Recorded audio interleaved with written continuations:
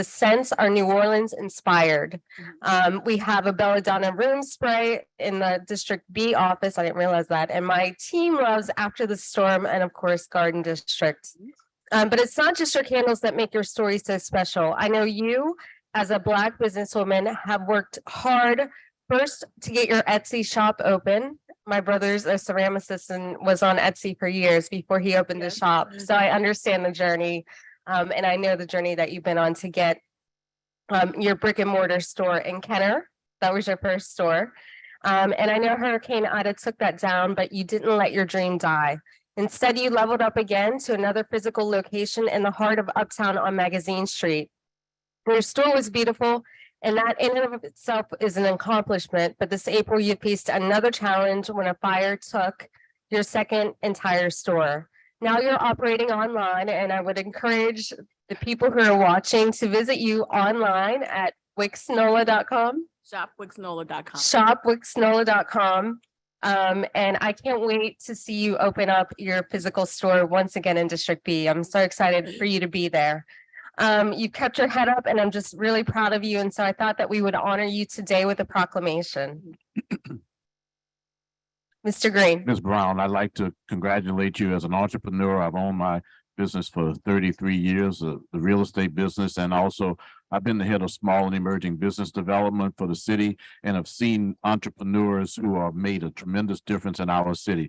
I like to tell people that we don't need a Fortune 500 company if we have entrepreneurs such as yourself who are doing business, and then when there's a turnaround because of whatever reason, a fire or the storm, that you come back and you continue doing business and you continue plying your trade. So I just want to congratulate you for being an entrepreneur. And after you get successful and after everything gets firmed up in District B, I want you to look at District D as an opportunity. I want to see an expansion right here in New Orleans. Start right there in District D, but do well in District B. And just congratulations on investing and also staying with it. It's appreciated. Thank you. Council Vice President. Thank you so much for being here today. You are an honor and inspiration to young women across the city. I sincerely hope this is just the kind of beginning of your journey across the city. As Councilman Green said, there are plenty of other parts of the city will benefit for your entrepreneurial spirit. So look forward to working with you in the future. Thank you. Councilmember Jerusa. Yeah, I think I just echo what everybody says. We're so happy when we see entrepreneurs doing well in the city. I think I can speak for all of us. We've been in budget hearings for the last 3 weeks, and we talked so much about economic development and making things work, but it hasn't been so much on a smaller scale. Yeah. And so we appreciate the fact of entrepreneurs like you who are investing, but let's be honest, risking your time, your capital, your effort. And I hope when you decide to grow that District A is a wonderful place, that we have a lot of amenities and parks and beautiful things. So well, you can look at District D, right? Just make sure you keep District A in the offing. And thank you so much for all of your hard work and what you've done. Thank you. So Tiffany, I'm going to read the proclamation, the important part to you because it has a lot of words. Be it proclaimed by the city of New Orleans that the council recognizes Tiffany Brown in celebration of your inspiring strength displayed through major challenges and adversity. While you have been through the traumatic experiences of your original store being destroyed by Hurricane Ida and your second store being closed by fire, Wicks Nola Candle Company has not only persevered, but has been thriving. May you and your business continue to achieve success and inspire more entrepreneurs to achieve their dreams and reach their full potential. And as you can hear from my colleagues, they're trying to get you to franchise out in the other districts, but I'm proud to have you in District B. Thank you so much. Is there anything you'd like to say? I just want to say thank you first to my husband for his support. A lot of people don't talk about that part as far as being an entrepreneur. Just being pulled away and pulled in so many different directions. You need that support and someone to kind of keep you grounded, keep you focused, and just reassure you that things are going to be okay. So I'm so thankful to him for that. And I just want to thank you guys today and the city of New Orleans as a whole for just continuing to keep your arms around me, keep me uplifted, continue to support me. I'm just thankful, and I just can't wait to come back next year bigger and better. And in the meantime, you can shop online at shopwicksnola.com. All right, let's take a picture.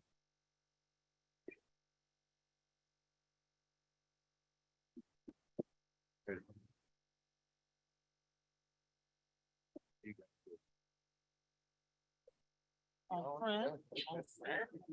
you, we got this. Oh. Morning, how are you?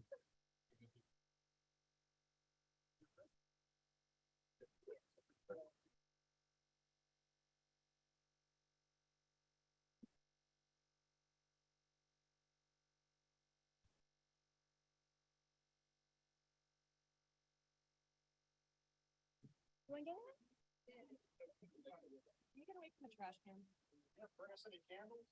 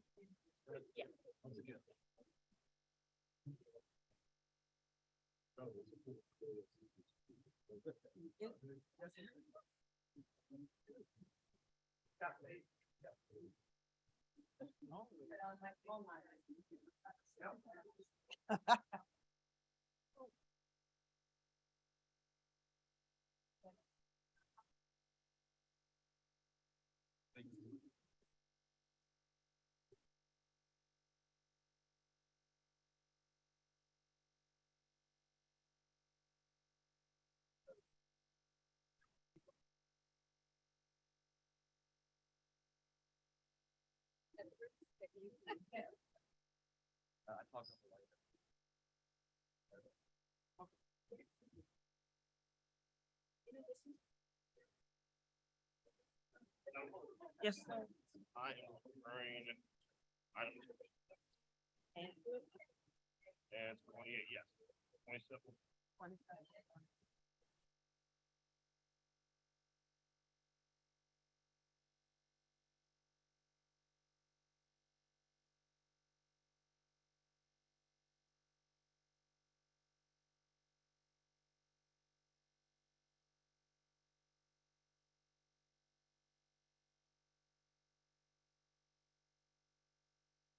I'll know.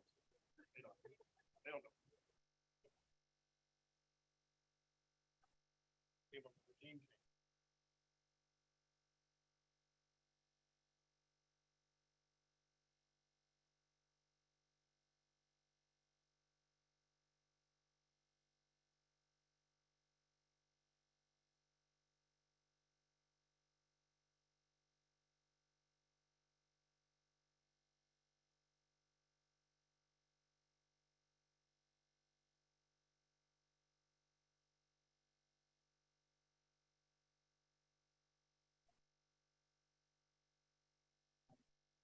Yes, sir.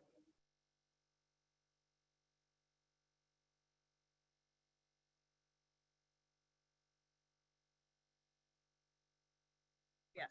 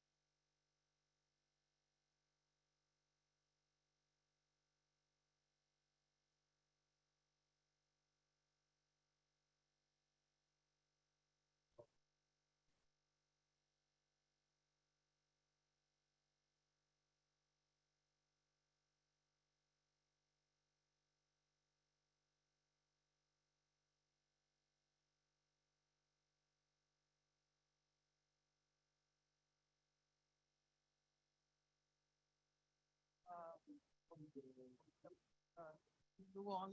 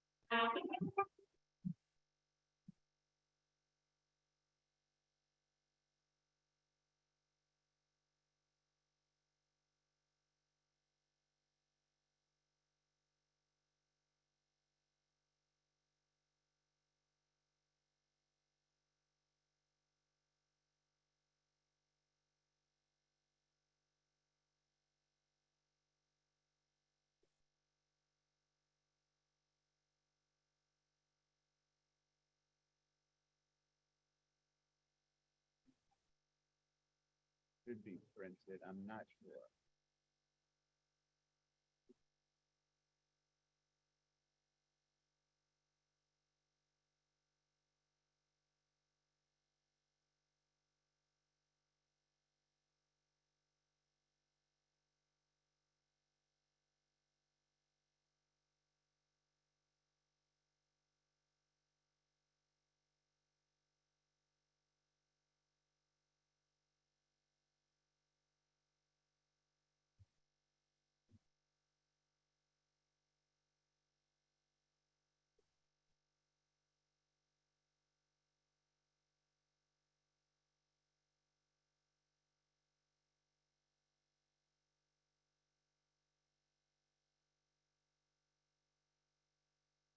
No, it's doing the thing that it does where it doesn't want to connect.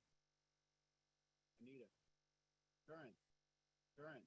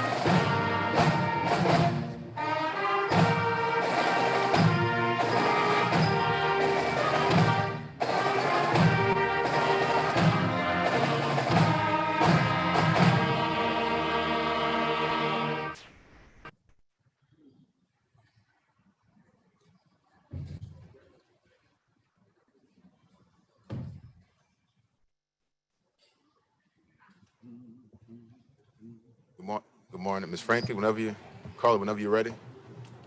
Okay, I have to get Yeah. the meeting in order. Thank you, Madam Clerk. We're going to do French Quarter ED. This First. is- I gotta get the meeting. I gotta do it for you, Councilmember. We have to do roll call. Councilmember King. Councilmember Moreno. Here. Councilmember Jeruso. Here. Councilmember Harris. Councilmember Green. Present. Councilmember Morel. And Madam Clerk, just so that the public is clear, this is not the council meeting yet. This is a quick item that we have to take up through the French Quarter EDD. That's the current meeting happening now. Go ahead, Councilmember King. Ms. Carla, floor is yours. Yes, I'm sorry for the technical difficulties. Welcome. I'm so glad to be here this morning. So we are here to do our third quarter French Quarter Economic Development District Trust Fund report. So in the third quarter, the income from the sales tax was $792,138. And our expenses were $314.28. That leaves a net total of $478,000. For our budget to actuals, with the income that I just reported to you, that puts us completely on track for the revenues that we estimated with our mid-year budget adjustment. So we're on track to collect $3 million in the year of 2022.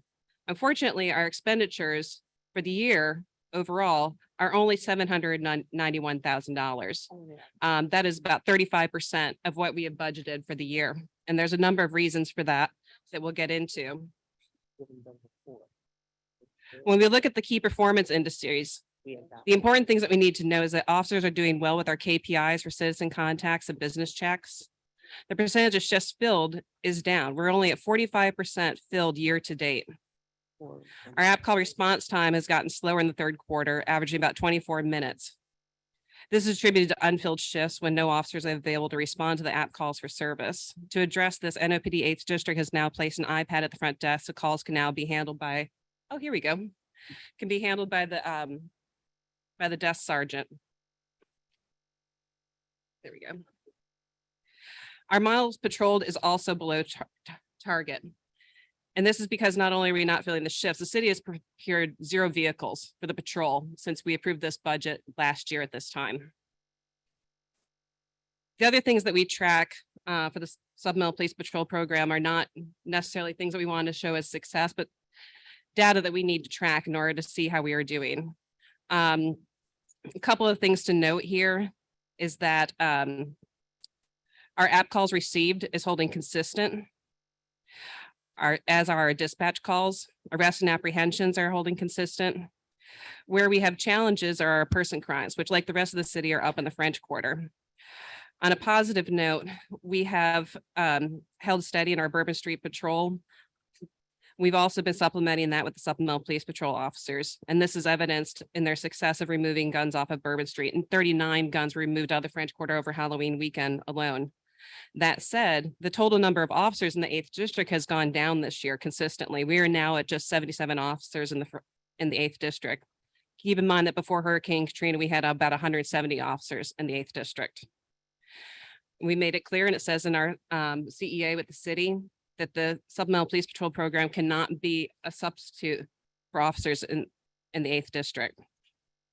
The key things that we've been working on in the third quarter is implementation of the budget adjustment line items that you all approved in September. That includes executing this cooperative endeavor agreement with the Travelers Aid Society of Greater New Orleans French Market Corporation for homeless case management, which will hire 2 full-time case managers for field outreach. As of this morning, French Market Corporation has signed that CEA. We're waiting on TASNO to sign it, and then it'll be routed to the mayor and Councilmember King as signatory for the EDD.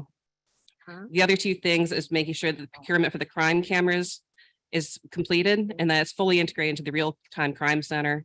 And the last thing that we're focused on from that third quarter mid-year budget adjustment was the streetlight repairs, as informed by our lighting assessment and installation of new repairs with the reclaimed poles owned by the city already. For those of you who hadn't seen it, the French Quarter Management District put out a lighting assessment where we had people go through the French Quarter street by street, assessing the lighting conditions throughout the French Quarter. Of the 902 light poles that we could identify, 21% did not function at all. That's 185 lights that did not turn on after dark. 36%, 307 lights were damaged or had impacted functionality, and 33% had hazardous wiring covers. We've been working closely with the mayor and the Department of Public Works. They've already repaired over 40 lights in the French Quarter, and they have several more in the pipeline right now. So we're happy to see progress on that. Our priorities for the fourth quarter is getting the app request for proposals out. This has been carried forward from our last two reports to you that this has not happened. We want to preserve the success of the existing app, improve it, and make sure that we get an ethical and transparent public bid process. We want to staff all the patrols. We're currently working with the city civil service to approve a special weekend overtime rate for the Supplemental Police Patrol program. Those nighttime shifts and weekend shifts are the hardest we're having to fill. We also want to make sure that this vehicle procurement issue is addressed. A year ago, this body approved the purchase of cars and Polarises for this patrol. So far, the city has procured 0 vehicles, although they've managed to procure vehicles for the New Orleans Police Department, EMS, and Homeland Security. The only way that we've been able to keep these patrols going is through the generosity of the hospitality industry, who have already donated 4 vehicles, and they have 4 more vehicles that are just waiting on the city to accept the donation. And the last thing is we're focused on enforcement of quality of life issues. We're hoping to dedicate a code enforcement officer to the French Quarter and bring in weekend parking enforcement. So that's our third quarter report. Any comments from the dais? I actually do have a question. Councilman King, thank you. Just because I heard you say it, I wanted to get an understanding. What do you mean that the city is not prepared to accept the donations of the vehicles? I didn't say they're not prepared to, I just, they have not yet. The vehicles were delivered a month ago and the city has had the act of donation. We're waiting for the mayor to execute that act of donation. That's it. It just needs to be signed. Just needs to be signed. I just wanted to ask, you might be aware. I was gonna ask that. Yeah, okay. I did get an update. Get it done. DPW, they mentioned they got about 40 lights working, and some of the lights were just so dirty, it looked like they were out. Yes, they've also been cleaning lights as well. They've replaced one pole that was a knockdown. We have knockdowns of light poles in the French Quarter all the time. I was able to go out to All Star Electric's laydown yard this past week. They have about 49 poles already in their inventory that were reclaimed off the streets, whether those were knockdowns or removed for 5G poles. So we can see a cost savings in installing new light poles if we use those reclaimed lights that are sitting in All Stars yard. I understand there's also additional lights that are sitting in the city's storage yard as well. Okay, and kind of follow Councilman Green, is there any reason why the act of donation wasn't signed by the mayor, by the administration? All we've been told is that it's awaiting the mayor's signature. And how is that affecting safety? Well, we can't fill all of our shifts if we don't have enough vehicles. That's one of the reasons why we've never made it above 50% of shifts filled this year, is because we don't have enough vehicles. And since the city has not procured any vehicles in the year since we signed this agreement, we only have vehicles because the hospitality industry keeps donating them. All right, any other comments, questions? None? All right. We have a resolution M222. A motion, I'm sorry. A motion approving the French Quarter Economic Development District's annual budget for the year 2023. Would you like me to do the budget presentation? I can go through it very quickly. Go ahead.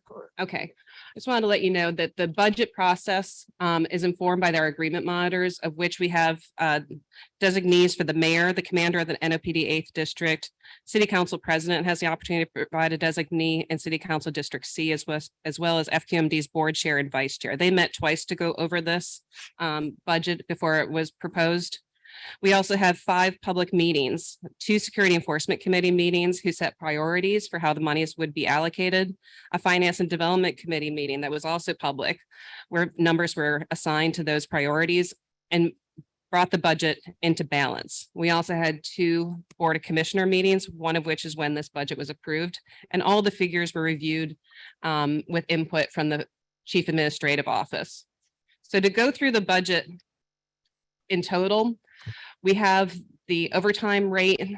Again, these are not detail officers. This is voluntary overtime. We also factored in an anticipated special rate. And again, that would be for the weekends when we're having the most difficult time staffing. We have our salary for our full-time supplemental police patrol supervisor. We're also going to be adding an assistant for him. There's quite a bit of work for that officer to do, so this would add to his services. We're also looking at piloting having additional real-time crime center staff. Again, we're budgeting for an auto, for a Polaris and 2 golf carts. We're also looking at vehicle maintenance for a full fleet of cars. We're looking at the app licensing fee, acquiring additional iPads, and then the things that are not related directly to the Supplemental Police Patrol program, but are other public safety expenses, is continuing forward that agreement with Travelers Aid Society Greater New Orleans for homeless street outreach, adding ticket writing machines. You might not believe it. We do not have ticket writing machines for our officers, so we're going to be procuring 8 of those. We're looking at having a dedicated code enforcement officer for the French Quarter, as well as having weekend tow truck personnel for parking enforcement. This is a major issue for us, not just where we see them parked on Esplanade, but also throughout the French Quarter. We know that this is a way for people to park illegally and do nefarious activities. So having that enforcement is very helpful. So we're looking at a balanced budget with $3 million of revenue and $2,996,000 in expenses. That's our budget that we're proposing. That was approved by the French Quarter Management District Board this past Monday. Thank you, Madam Clerk. Okay, so y'all just need to adopt it. Okay, I thought you had to want to read it. All right, I move to adopt the motion, second by Councilman. We do have the online comment. You did say that. I apologize. That's on my okay. comment. This comment is from Rebecca Anderson. She says, I am a resident of the French Quarter. In recent years, this crown jewel of our city has deteriorated. The quarter tax is to be used to fund police, patrol, and public safety programs, including homeless assistance services. The budget proposes allocation of funds for a code enforcement officer. City Charter sections 166, 122, and 123 dictate the code enforcement will work with the Vieux Commission on code violations. There's already a Department of Code Enforcement in the city of New Orleans. Other neighborhoods in the city do not have to pay for their own code enforcement officers, and the French Quarter shouldn't either.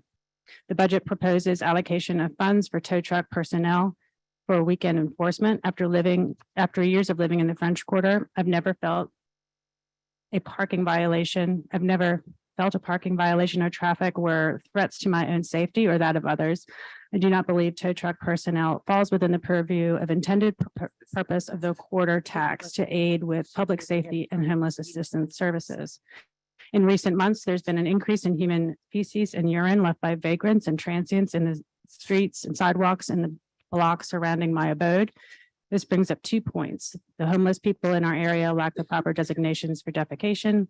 Please consider opening public restrooms for extended hours that can be patrolled by the SPPP. Please offer a mechanism for quick reporting and quick cleaning of human feces left on French Quarter streets and sidewalks. Over the past 2.5 years, many lights in the French Quarter have been out when they never had been before. This is a clear public safety issue that can and should be quickly and easily resolved. On the St. Anne side of Jackson Square, there are 7 lights in a row that have been out for at least a year. I have already reported this to 311, but instead of replacing bulbs, the city put up holiday decorations around the squares. Those decorations do look nice when they're visible. Finally, thank you for the expansion of services you aim to provide through this fund and for the work in creating this presentation. If you wouldn't mind, will you please explain what the budget indicates 100% of pay to SPPP is to be paid as overtime? Thank you. That's it for the comments. Thank you. So it was moved properly. Second, we have a vote. Councilmember, okay.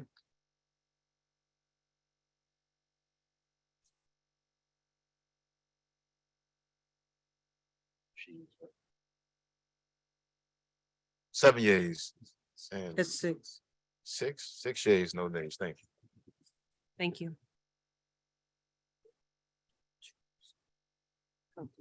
Madam Clerk, do I need to make a motion to adjourn this meeting? Okay, I'll make a motion to adjourn. Second. Seconded by Councilmember Green. All in favor? Aye. It's 6 yeas, no nays. We're adjourned. Okay, so now it takes us to our full council meeting. Good morning, everyone. It is November 17th. It is after 10 o'clock, so we will begin our full council meeting now. Madam Clerk, we'll begin with roll call. Council member, she has to get the system. My person has to get the That's system. fine. You said you're ready?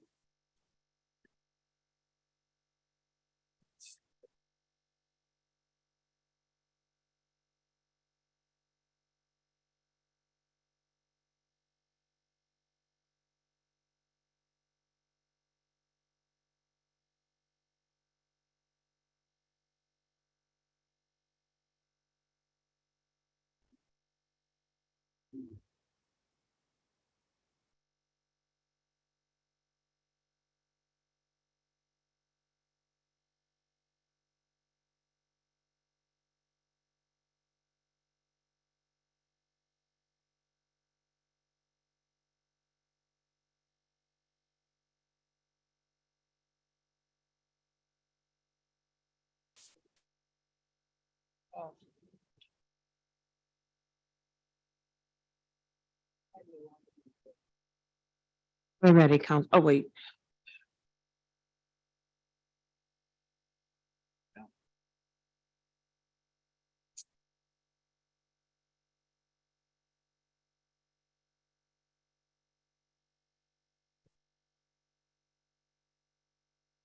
Mr. Cecil, come here, because I can't get this thing.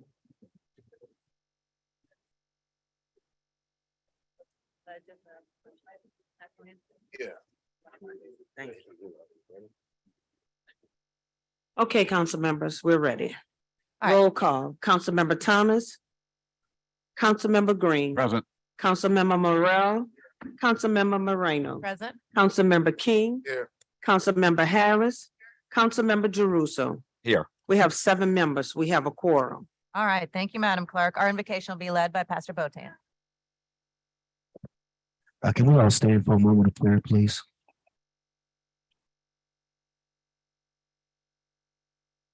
Gracious God and Father, how we honor you, how we adore you, how we love you. We thank you for this day that you have given us. Father, we ask now that your presence would be in this place, in this meeting, that you would be with our council, that you would lead them, that you would guide them, that you would be with our residents that are here on today. We pray for decency and order as we all come together to make this city a better place for everyone that is in it.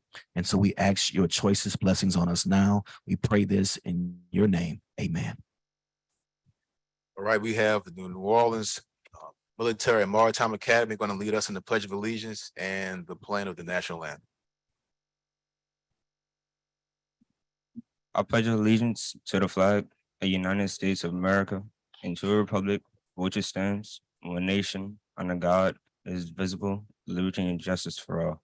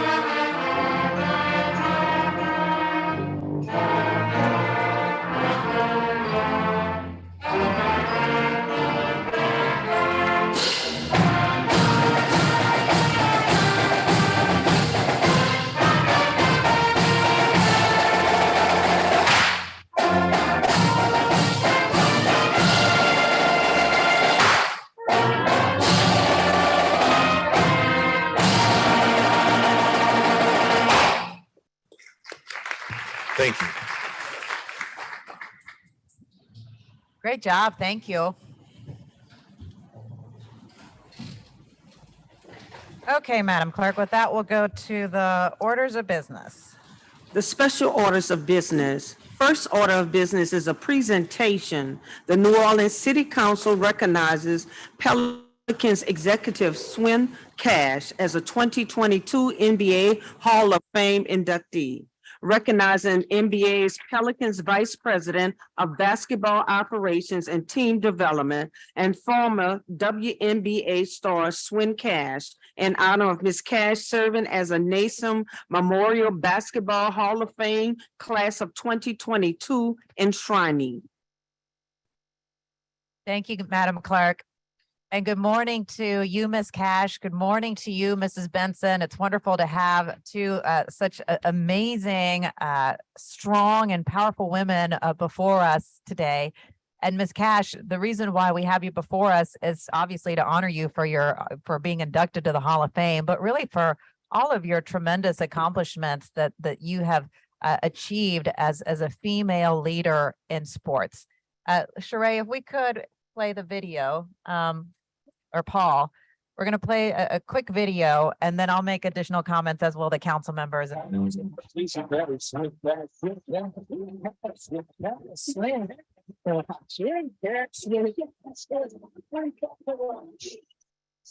Swin Cash first picked up a basketball in a little neighborhood outside of Pittsburgh. A high school All-American out of McKeesport, PA, Swin has achieved the highest level of excellence at every stage. When Swin shows up day one, you're going to get a competitor. You're going to get someone who's a winner, someone who's going to outwork her teammates, her opponents, and really is going to set the tone. As a forward at the University of Connecticut, Swin helped the Huskies win national championships in 2000 and 2002. She was named the 2002 Final Four's most outstanding player. In 2002, she was selected number 2 overall by Detroit and played in nearly 500 games in her impressive 15-year WNBA career.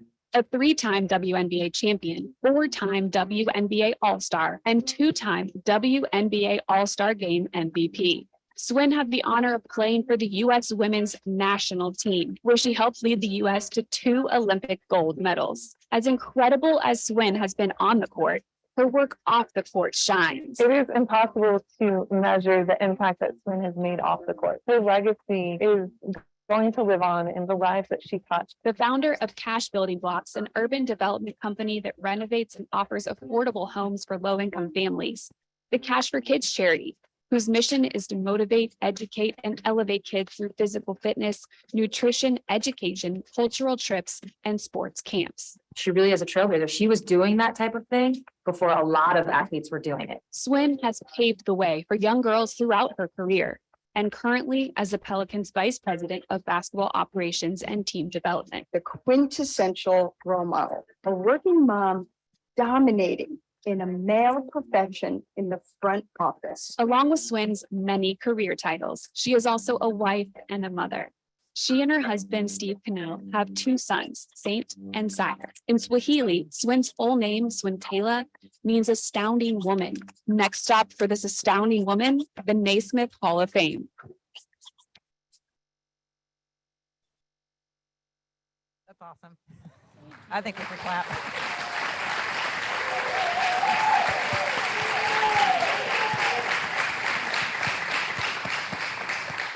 I love that video because it describes so many of the terms and words that I think so many of us wanted to use, terms like trailblazer, the overall, that you just have outworked everyone all the way through your life. And I think that's really what's led you to be where you are and to be so incredibly successful. My staff put together a whole list of different bullet points of all the things that you've accomplished. And I'm looking at it, I'm like, oh my gosh, guys, we're going to be here for a while. But I do want to go over a few of them because I do think that they're important. Ms. Cash is now entering the 4th season with the Pelicans after being named Vice President of Basketball Operations and Team Development back in June of 2019. She is the NBA's first Black woman to secure an executive position in basketball operations.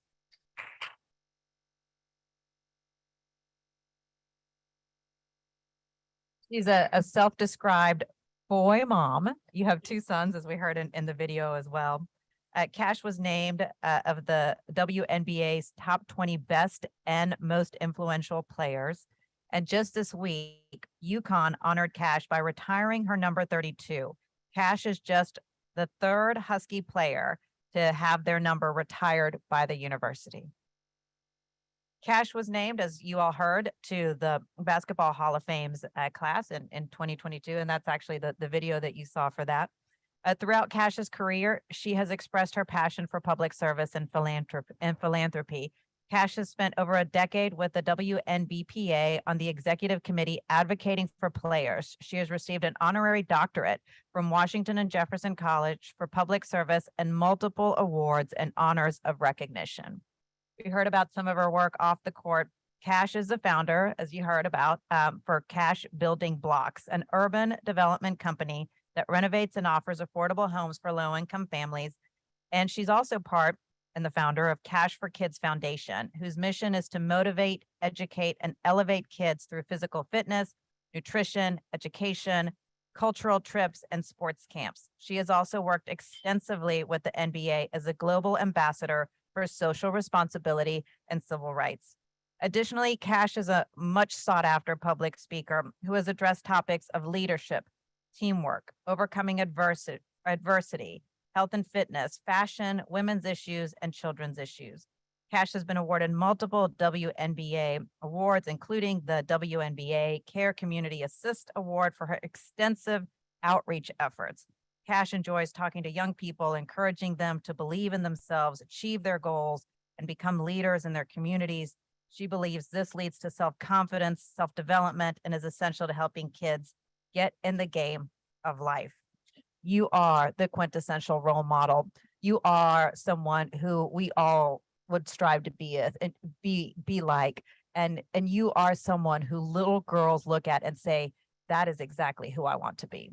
So thank you so much, Ms. Cash, for all that you've done, all that you've contributed to our community. We are so incredibly lucky to have you here in New Orleans. And I believe that your boss would feel the same. And so I want to turn it over to you, Mrs. Benson, if you'd like to say some words, and then I'll turn it over to the fellow council members. You know, we are so proud of Swin at the Saints and the Pelicans office. She's done such an incredible job, and we're just so proud of everything that she's accomplished. And she's just such a great team leader. So we appreciate her and you. Thank you. Thank you, Mrs. Benson. Council members, I'll just go down the line. Councilmember Jeruso, followed by Councilmember Harris. Well, first of all, welcome to District A resident Swin Cash. So happy to see you here today. You know, Swin, we've had you here so many times. It's hard of thinking of new things to say to you, but I will say one of the things that always impresses me about somebody is when their peers say such good things about them. It's nice to have your coach or your boss, but you had Sue Bird in the video. I think in your presentation, Tamika Catchings and Teresa Witherspoon were there. I mean, the people who are at your level, who recognize your commitment, your work ethic, your talent, I think says a whole lot about who you are as a person, as a player. And also I've looked up, part of your speech was when you're talking about your playing days, I was just a big believer and taught to buy into your market. And you were talking about the shock, but I mean, you couldn't have spoken better words about now being part of the Saints and the Pelicans, because if you love New Orleans, we're going to love you right back. Thank you so much for being here and being part of the organization and for all of your accomplishments. As a Black woman in a male-dominated industry, I will say that you're an inspiration not only to me, but to all of the women who are out there, young women, older women, your peers, as Councilmember Jeruso said. I think everything's been said. I mean, you're just amazing. And I really appreciate everything that you do for philanthropy, for children, for everything in this community. And as the council member for District B, where the Pels Stadium sits, I'm proud to have you here. And, you know, I just, words can't say enough. So thank you. Councilmember King. Good morning. Good morning, Ms. Cash, Ms. Benson, Mrs. Cannell, Cash Cannell. I want to thank you for, first of all, coming to our breakfast a couple months ago when you spoke straight from the heart. And the kids or the teenagers really enjoy that. I remember that you saying how you come from a family of 75 first cousins. That stuck out in my mind. And you also said your mom kind of inspired you, or really inspired you, how she grew up working in a male dominated, like a coal factory or something to that sort. So I just really appreciate those words. They stuck with me. So just, I could imagine how the children or the kids who were there, how they appreciate those words. I remember watching you on ESPN Sports Center in the morning with that 39-0 UConn team. Four y'all was drafted in the first 5 or 6 picks. I remember a little bit. But again, thank you for all that you do inspiring our young women in this city. Thank you. Councilmember Morrell. I hate to follow up behind everyone else because they've kind of cited everything that I would have said, but I will say one thing, which I think is equally important. I think that is a testament to everything you've done professionally, that you've never forgotten the community from which you came from. And more importantly, that you've been an advocate against racism, against police violence, police brutality. You historically got your $500 fine for wearing the Black Lives Matter shirt. And I think it's important to really highlight that you don't just say what you say, you do what you do, and you actions speak louder than words. And the things you have done in your career, both professionally and personally, speak towards your character as a person. And we are so happy that you have chosen to make New Orleans your home. And the Pelicans are lucky for having you. Thank you. Councilmember King. Good morning, Green. Sorry. That's all right. Good morning. I am pleased to be here on this auspicious occasion to recognize you, and congratulations on your entry into the Naismith Hall of Fame. But also thank you very much for what you do for our community, and obviously for being a tremendous role model. It's good to be at the basketball games, and it's good to see us winning and things like that, but it's also great to know that behind the scenes is someone with your experience and your commitment to the community in addition to your team. So really do appreciate the work that you've done. Ms. Benson, this is about Ms. Cash today, but I do want to take an opportunity to say thank you to you for your investments. I've had an opportunity to attend for example, opening of the food pantry and the cancer center and the like. And you're not just the owner of the Pelicans and the Saints. You're a real part of the development and the future of New Orleans. And thank you for the work that you do. And Ms. Cash, you all as a combination are tremendous for this city. Thank you for your work. Congratulations again. Thank you, Councilmember Green. Ms. Cash? Yes, thank you, Councilmember Moreno and all the other council men and women that are up there today. I first just want to say it's an honor and a blessing to be here. I also would like to thank, to my left, Mrs. Gail Benson, as I like to call her, Miss B. One, for not only having me come here to the Pelicans and tasking us with and giving us the opportunity and the resources to grow not only the team, but to grow the team into the community. And that commitment was felt from day one. So I appreciate you for that. I also want to thank a lot of my members and team members that are here. If they can stand up real quick from the Pelicans in the back.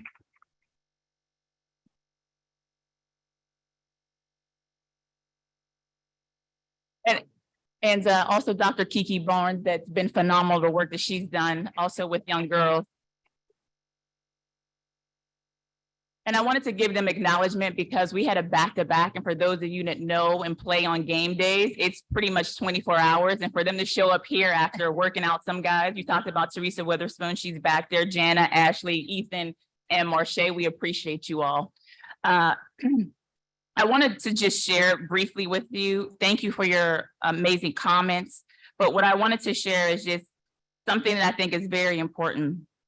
Sports opened up a level of education for me. It opened up a level of opportunity for me.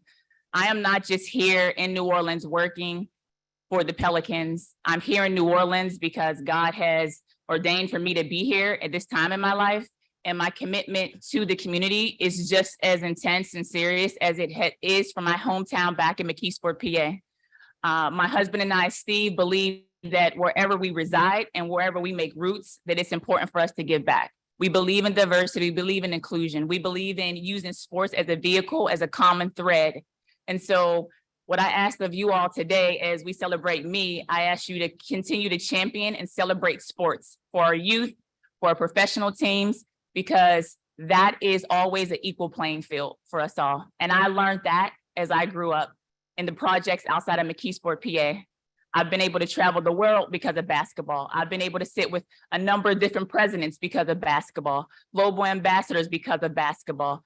But nothing is more important unless you can speak your truth while sitting at that table. And that's what I've been able to do coming here to New Orleans. The city has shown love. I will continue to show it back, and whatever I can do to be a resource to help this city grow, along with Ms. Benson, the Saints and Pelicans, please let me know. Thank you so much, and God bless you all.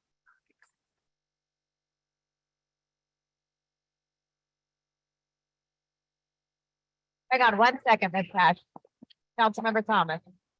Yeah, I was on a conference call in the back, and sports has gotten a lot of us out of our neighborhoods. Me out the lower 9, a chance to see the world, playing on a national championship AAU team. But once I got to know myself, Ms. Cash, what I learned and what I know about you is that basketball may have been a means, but if it wasn't for your intellect, your humanity, your heart, and your leadership, basketball wouldn't have been enough. So the fact that you and these other great women had these other tools to go with their athletic talent is the reason why you are where you are, and you're with the builder here. I think someone needs to tell Ms. Benson that she not only inherited something, but she built on something. She took it and she expanded it. She expanded that empire to make it a world that matters for people who didn't think they mattered.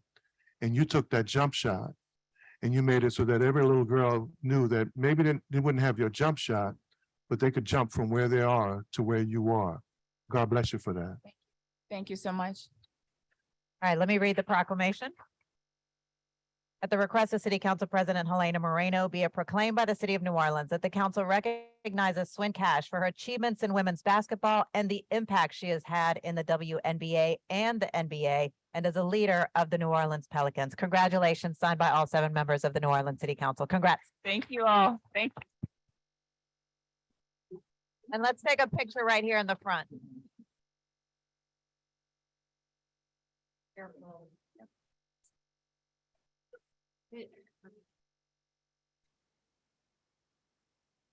Why are there like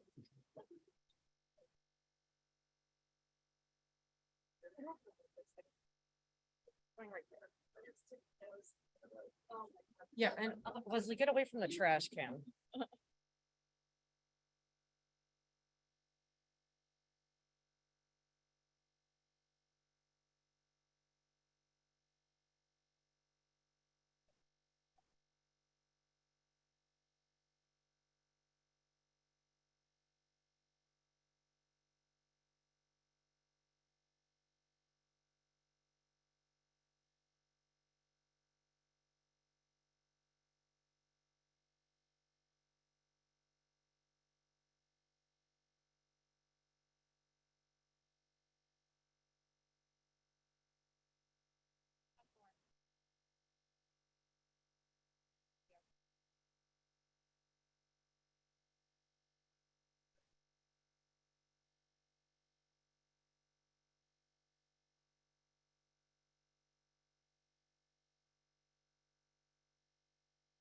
I know, but that's okay.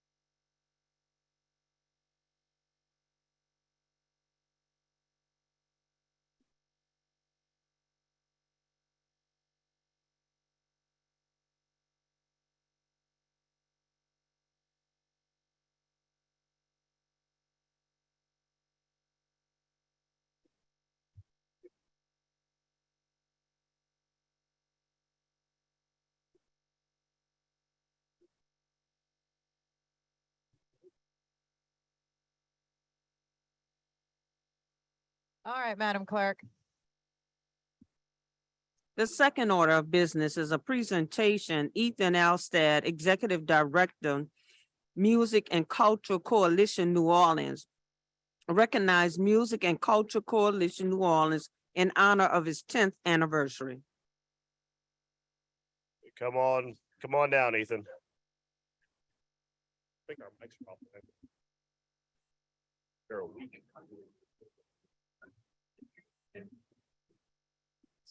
That's a not great mic. All right.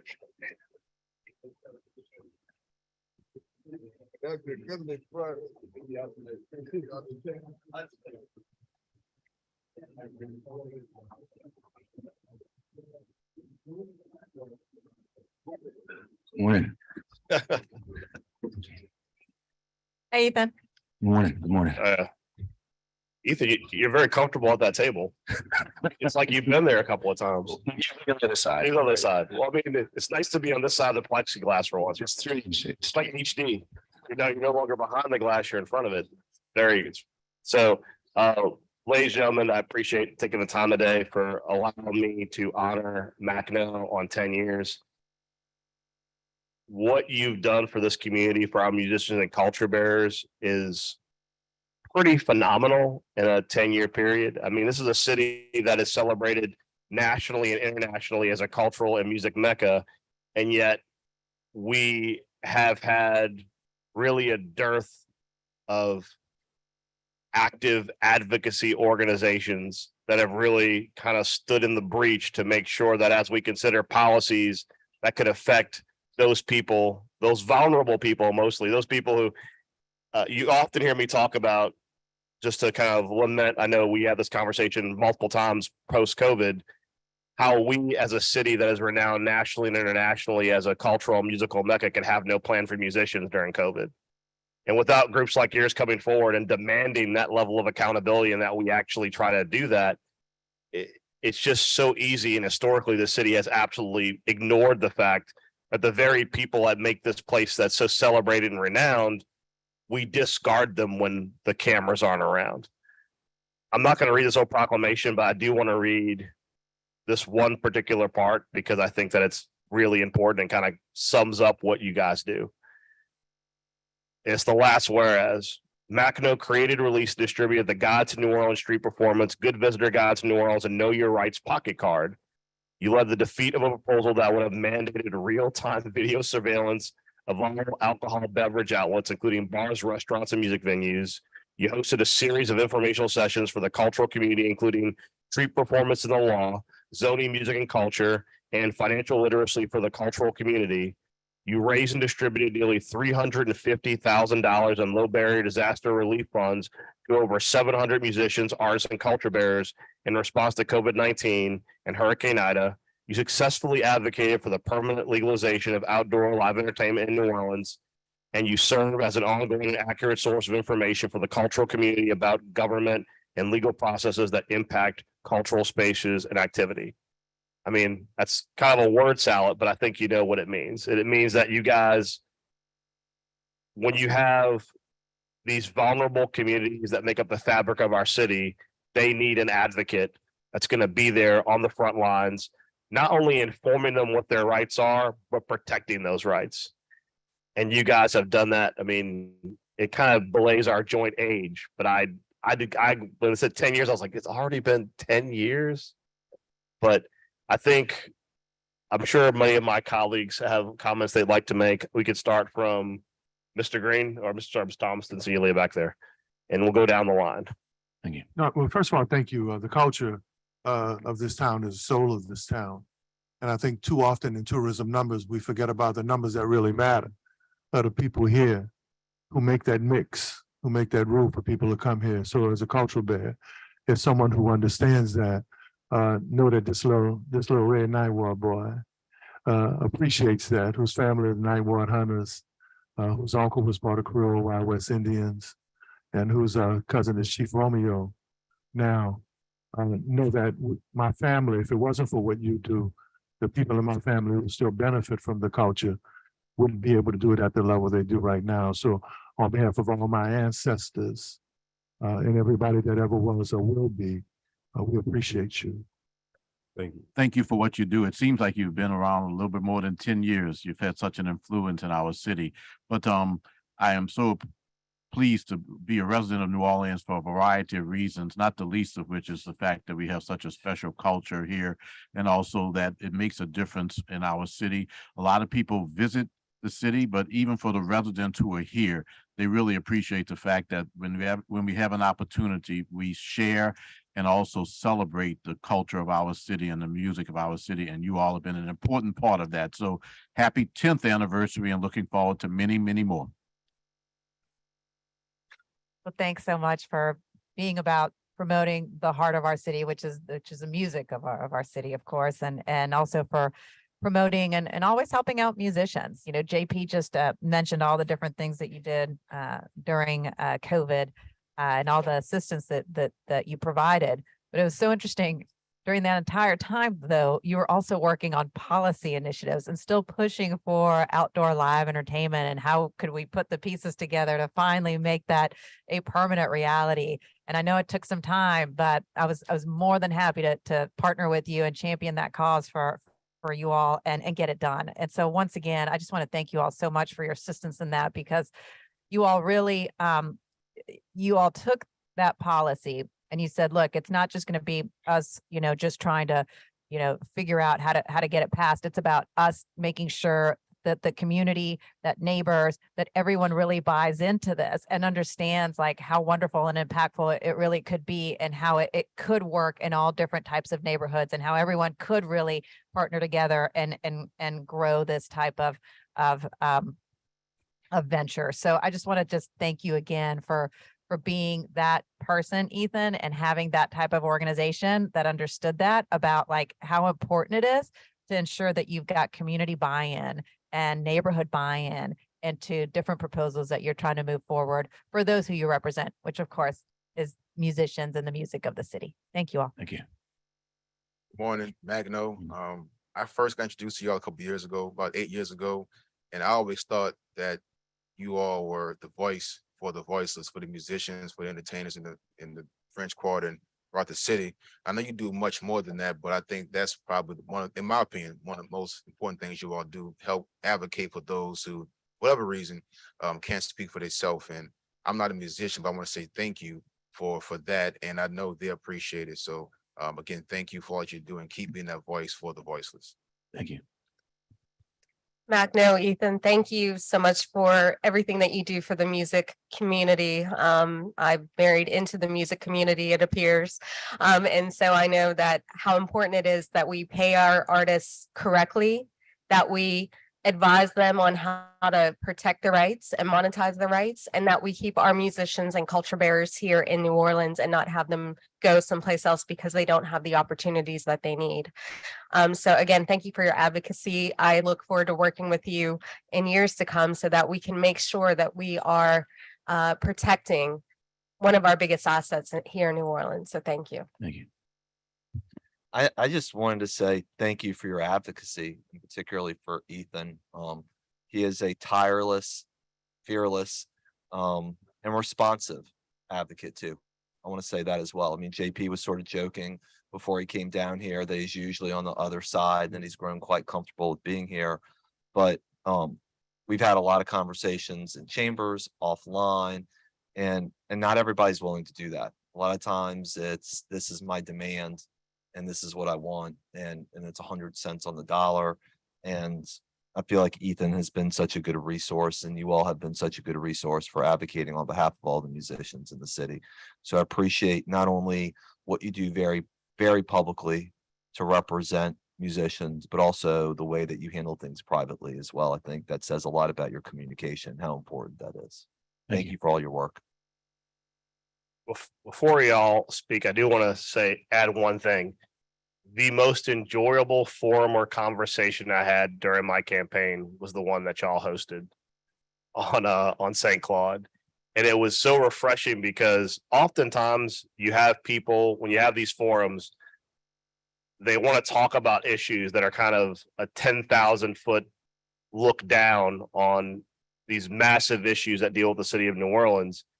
And every conversation we had was a legitimate quality of life regulatory issue. And it was people who were saying what this city council does and doesn't do affects my everyday life. Here's an example of what that is. And it really grounds people to hear. Sometimes you have these general battles in the chambers over like the fate of the city and how this thing or that thing will change the, you know, the direction of New Orleans for years to come. But then you don't think about, well, if we don't allow for live music venues, but we promote music and tourism around the world, people show up here and there is no live music because the people who live here in certain corridors, they moved here for live music, but don't want live music. Like we don't have those direct, specific conversations that are seemingly basic, but are just as important for protecting the character of the city. And the forum y'all held was tremendous in that it kind of reminded me as a council candidate, the things we do don't just affect businesses and companies, it affects an individual street musician and his ability to make money to pay for his family and pay for a job. Or even, I remember in that forum, we talked about the parking situation we're still trying to resolve in the quarter, where they had an article about people who are hiding their VIN numbers and pulling their license plates, because if you're making barely minimum wage and we keep rising the cost of street parking on the quarter, you're basically telling someone, I want you to work for a low wage and parking is going to eat half of your income. And it's one of those things that during that forum, someone's like, what are y'all going to do about parking?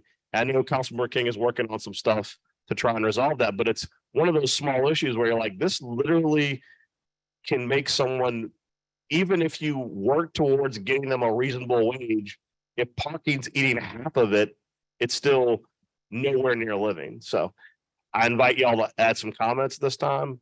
Thank you for being here.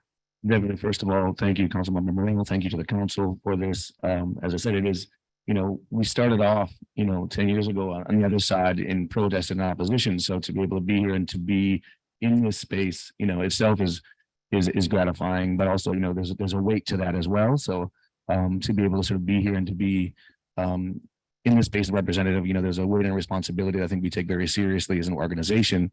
And then I want to pass over to my colleagues in a second, but first, I appreciate all the kind words to me personally, but this is a collective, the team you see here, but also there's hundreds of people that have been involved over the years, whether they were on the original planning committee, whether they're board members, whether they were coming to different events, whether they were making comments to y'all, showing up, doing that. So, but for their efforts, we would not be here. So I just want to kind of lift up, it's been a community effort amongst the people in the stable, amongst the people in the core, but also amongst the community itself to do this work. So with the people here, but there's a much larger sphere of folks that have been involved throughout. So they're just as deserving of this as we are. I want to pass over my colleagues, Hannah Krieger Benson and Renard Bridgewater, to talk a little bit about the work that they do, and then I'll say a little bit more, and we'll keep it pretty quick because I know there's a lot of we've been here before. There's a lot of time behind us. So good morning, and again, thank you so much for having us here.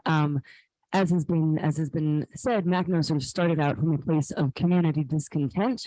And one of the main things that we do is to create channels for information. And Councilmember Morel mentioned this sort of the disparity between the 10,000-foot view and the on-the-ground view, and carving out channels for information, correct, not rumor-based information to flow to the community, and then for the needs and opinions and input of the community to flow back to elected officials. That has been, one of the sort of foundational things that we do. Very briefly, I do programs and research, and I just wanted to talk about two things that we've done.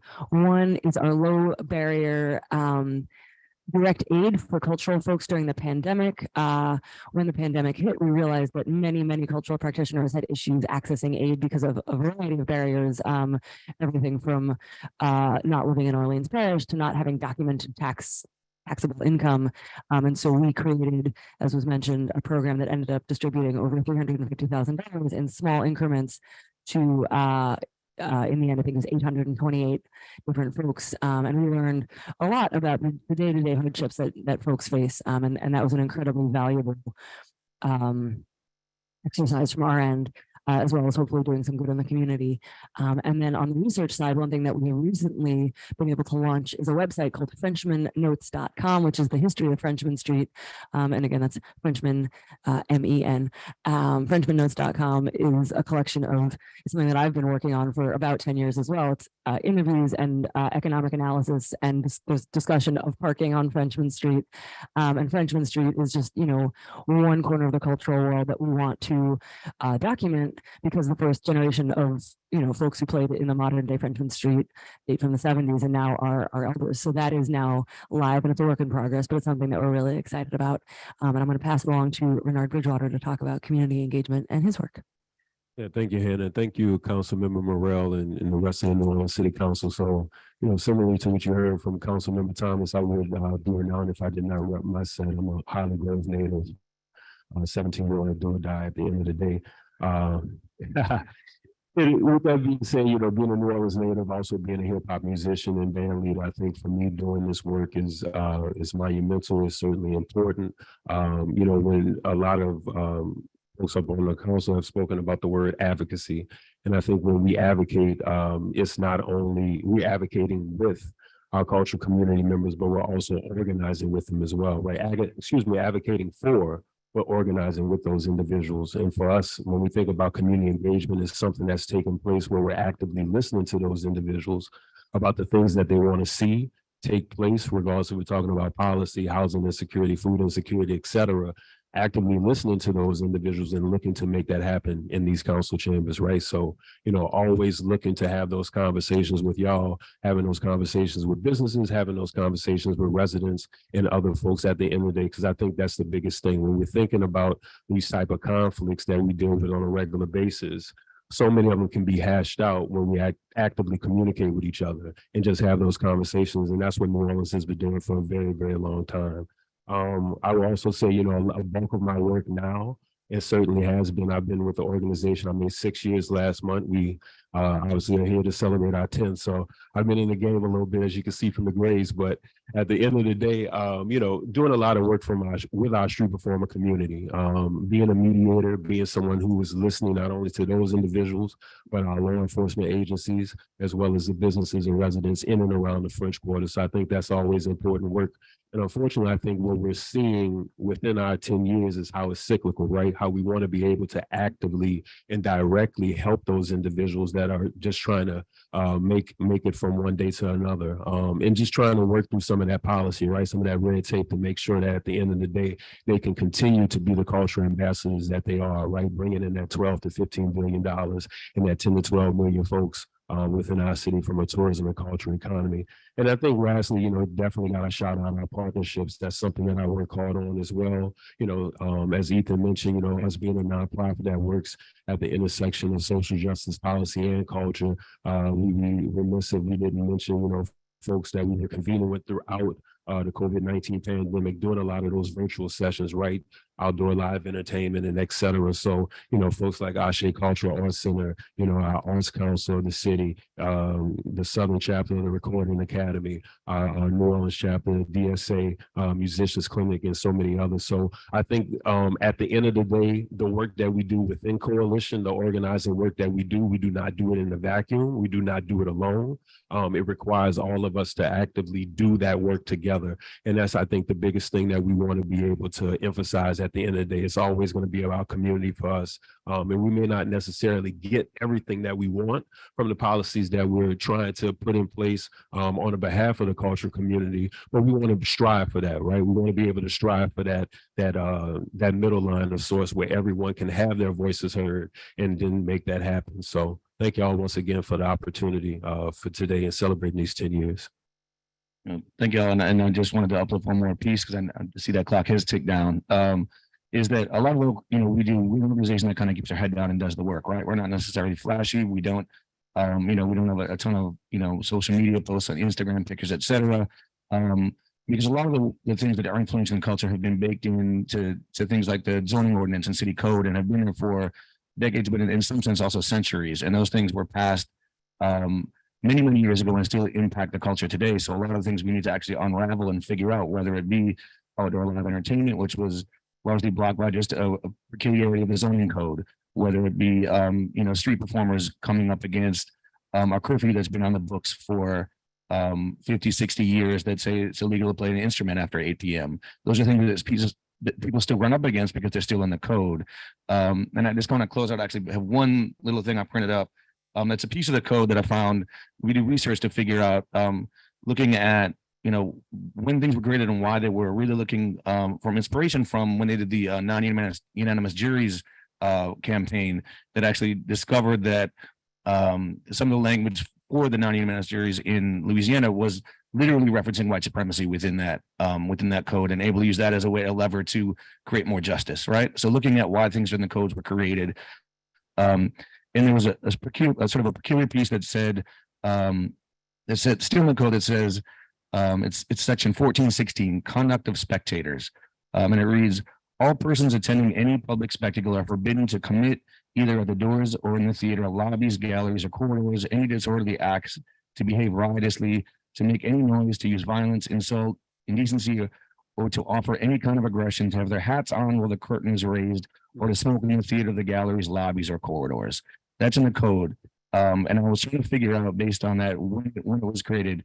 If you look back in it, after a number of research, I found that this has been in the code verbatim since 1816. It's been in the code for 206 years, which, if you think about how many other pieces of that code are still in there that have been worked up, through, in this case, 206 years, but how many things were also created post-Reconstruction, the Jim Crow era, et cetera, that are still there impacting the way that culture is being regulated. So we really need to examine that and sort of take that and see how those are still being used sometimes as a way to oppress, as a way to limit, because that's the way we can actually start to create real equity within this going forward. So I kind of want to lift that up, and this is something we're going to be working on as we move forward to figure out how we can do that. The last example I'll use before we go is when we were helping to rewrite the ABO laws, alcoholic beverage outlets. I know Councilmember Moreno, we worked with you, and there were pieces in there that prevented formerly incarcerated people from being managers, right? There was language in there that was saying that something like women can't sit alone at a bar. All those things were there. So we'd actually take those out of the code, but there's still things like that within the code that limit musicians' cultural activity. So we'd love to work with you all to make sure that we can continue to have a more equitable and fair code moving forward. So again, thank you all for this. Appreciate it. We will definitely see you on the other side sometime soon. And yeah, thank you. Thank you.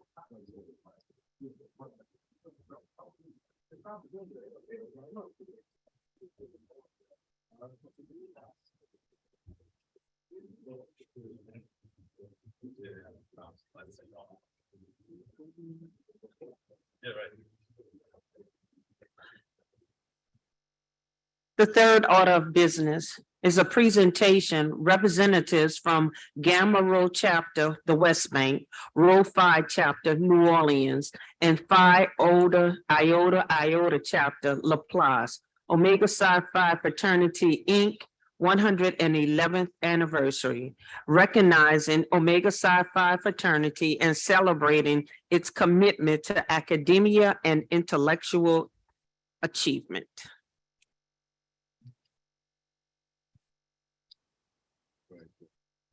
Good morning, everyone. While brothers take their seat, want to take this moment to introduce everyone to what we have here. I'm a member of Psi Phi Attorney Incorporated. So these illustrious men that stand before us. And today marks the 111th year anniversary of our organization. The 111th year of our organization. My chief of staff told me to speak a little louder. He's also a member, my line brother. We joined together at Southeastern about 20 years ago. I also want to recognize Mr. Landon Williams, who works with our office as well, who's also a member. And at this time, I'll turn the floor over to the representatives from the three regional local chapters in New Orleans. Good morning. We'd first like to thank the council for inviting us here to celebrate our anniversary. I represent Gamma Road chapter from the West Bank. My name is Charles Clark, and I'm one of the founders of the chapter. This is our 60th year anniversary, and we are proud to be here to tell you something about the history of Gamma Road. We started out with 10 brothers from the West Bank. 9 of them were school teachers, and we worked in the community in our local churches, and we were recognized on the West Bank as the organization that did most to the community and served the community. So fast forward 60 years, in 2022, we have about approaching 100 brothers. We started out with 10, and at this point, 60 years later, we have nearly 100. We're active in the community. We do all kinds of activities. We have one of our projects is the manhood project, where we have young teenage boys that we mentor. We call it Project Manhood. We have another program where we, at this time of the year, we adopt a family. We call it Four for the Founders, where we look around the community and find 4 or 5 needy families, and we supply food and toys for the entire family. It doesn't matter how many children they have in the family. We will go out and secure bicycles and whatever the family needs. So we come from a meager beginning of, like I said, 10 school teachers. And now we have judges and politicians, we have doctors and lawyers, and we have all kinds of occupations, engineers in our fraternity. We also have councilmen. One of them is your own Brother King, whose grandfather was a founder of Gamma Road. So we're proud to have him with us. And we just want to say we thank you again for having us, and we will continue to work for the community. We have social events. Sometimes we have white parties, and our one event that we like most is the Q Nam Talk. Every Q Nam Talk, we have a gathering at the corner of Mardi Gras Boulevard and LB Landry Avenue. And we have brothers from all over the country who come down to fraternize with us. And it's become known as the center of Mardi Gras for the Omega Psi Phi fraternity. So again, we want to thank you for having us, and we pray that God bless Omega Psi Phi fraternity. Good morning. My name is Ernest Parquet, and I'm from LaPlace. I'm representing for our bossless Stanford Williams, the Phi Iota Iota chapter. This chapter was chartered in LaPlace on December 31st, 1992. So we're approaching our 30th year anniversary in a little over a month. We were chartered by 16 members from the River Parishes area. I'm one of those members. Our purpose for chartering that chapter, since we already had a chapter on the East and West Bank of New Orleans, was to extend the fraternity service and programs into the river parishes. And so now we've got a chapter that's north of 80 members that are implementing the fraternities programs of service into the river parishes. So we do the typical programs like blood drives, talent hunts, holiday gifts and food distributions, those kinds of things, and trying to have a positive impact on the river parishes community. I was initiated on December the 8th, 1978 at Nicholls State University. I was actually a charter member of the founding the Omega Kappa chapter that's at Nicholls State, and then came back to LaPlace to charter the Phi Iota chapter. So just as Brother Clark said, we certainly want to thank the New Orleans City Council for recognizing our local chapters on our fraternity's 111th birthday. Thank you very much. Good evening. I'm Dwight Jarrett, Senior, representing Row 5 chapter here located in New Orleans at 1616 Treasure Street. Our bossless is Mr. Adrian Thibodeau. Our vice bossless is Mr. Charles West. And our keeper finance, Mr. Darren Browder, and Bobby Major III is our keeper finance. We're very involved and entrenched in the city as we join hands with our council and our government officials to assist in making this place a better place. Our focus is on building, having the building blocks necessary for our youth and for the future leaders of our country and our great city.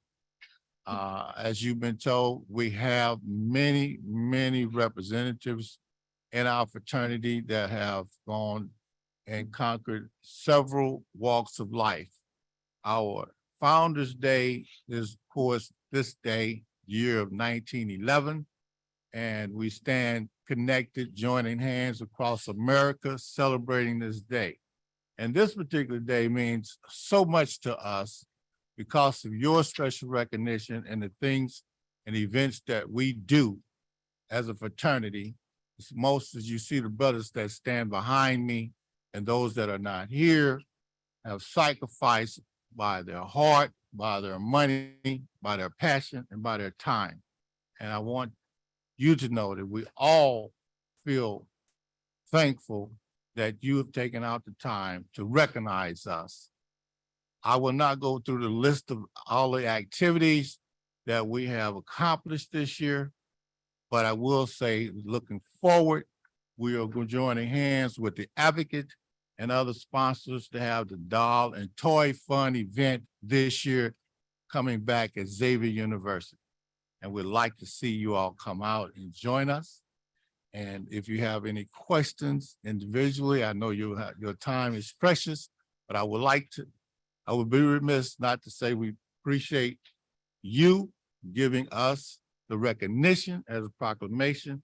And I would like to point out that we have in our audience, we have King Zulu. Is King Zulu, will you step forward? Step forward, sir.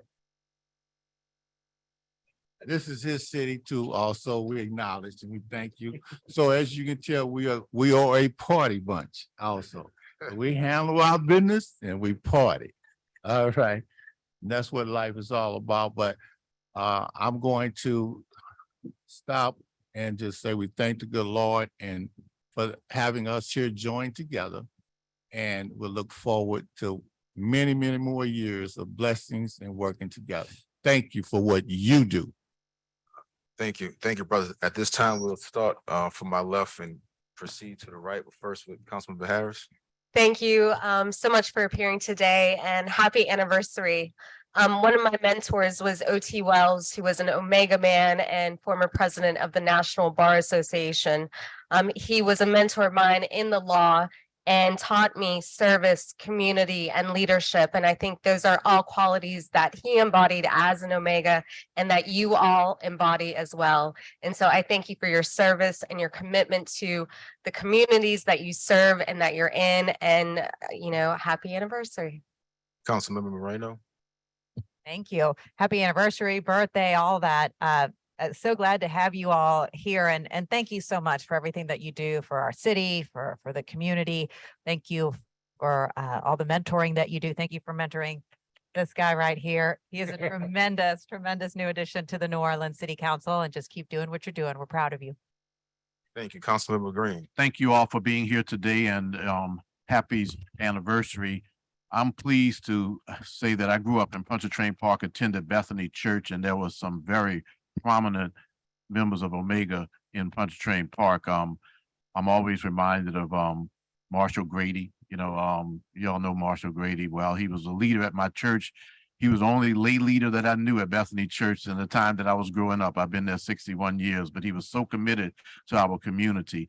And it's just so important to see Black men such as yourself, distinguished members of our community from the political world, the medical field, the field of law, education, and the like, continuing to enhance the quality of life in our city. I appreciate the century plus 11 years of Omega Psi Phi. I also appreciate the fact that you continue to do work here in New Orleans that does make a difference, that does enhance the quality of life. I will also tell you that this is the most subdued I've ever seen Dwight Jarrett. He's usually out there on the political trail making a lot of noise at corners and all, but Dwight, thanks for the work that you do too, But it's really an honor for me to be here today to celebrate with you all. Congratulations, happy anniversary, and continue to do the great work that you do because it makes a tremendous difference in our city and in our region, our state and nation. Thank you. Thank you, Councilmember Thomas. From 1911 at Howard University to Algiers, to now, from MJ to Shaq to my teammate, the Wizard Ozzy Lumpkin, to my late brother, who's the president of the college, kicked all of them off their line because they were having too much fun pledging.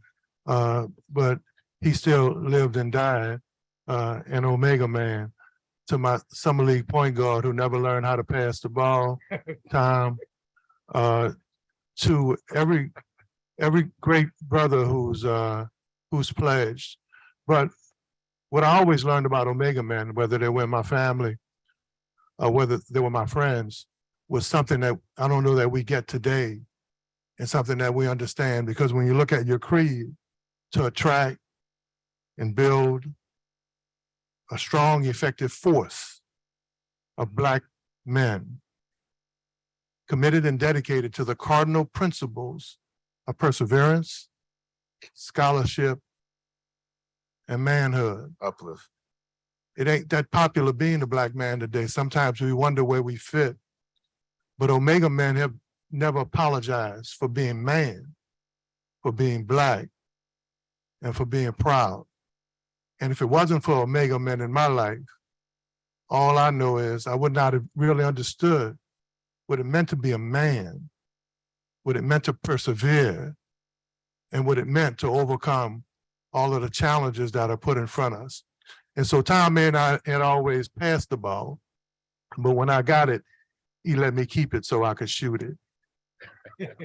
And that's what Omega men do. They make sure all of us get a chance to shoot the ball. Love y'all. Well, thank you, Councilmember Thomas. I would be remiss if I did not say I learned the 4 cardinal principles that you mentioned in a different order, a different way: through manhood, scholarship, perseverance, and uplift. And that's what we pride ourselves on: being men, learning, uplifting our community, and never giving up. So was mentioned that we're known for having a good time, but we're so much more than that. There are so many members, whether locally or nationally, internationally, that have accomplished so much. Just to quick name a few: we have Congressman Jim Claiborne, Reverend Jesse Jackson, Mr. Bayard Rustin. Of course, in sports, we have the Steve McNair, Michael Jordan, Shaquille O'Neal, local sports hero, star Malcolm Jenkins. In arts, you have Mr. Langston Hughes, Brother Langston Hughes, Count Basie, famous jazz composer. Entertainment, Steve Harvey, Tom Joyner. So it's just men in science and in politics and armed services, that the key word is men. And that's what we pride ourselves on. That's our first cardinal principle, manhood. I'm just appreciative of all the men in Omega who have helped shape my life. Mainly my grandfather, Ernest Shallow Sr., who pledged, I believe, in 1958 at Beta Sigma chapter in Southern University, and was one of the founding members of Gamma Rho in Algiers. And my cousin, who was one of the first members of Gamma Rho, Dr. Alvin Williams. I cannot leave Doc out. Longtime educator in the Orleans Parish School system, mainly at McDonald 35. So at this time, brothers, we have 3 proclamations for each chapter. We'll present them at the bottom and take a picture. So brothers can pop out and meet us down in the for the pictures. Thank you. Thank you.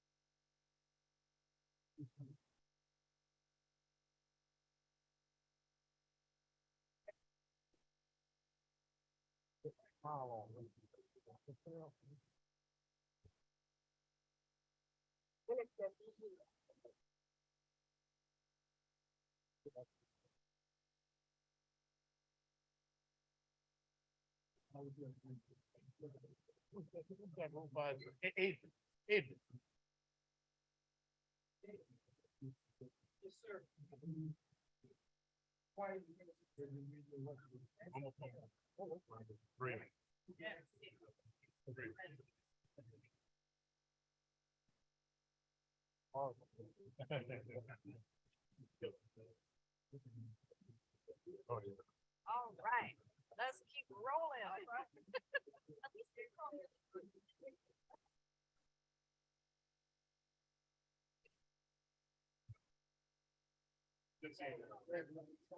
We're now going to start with the consent agenda.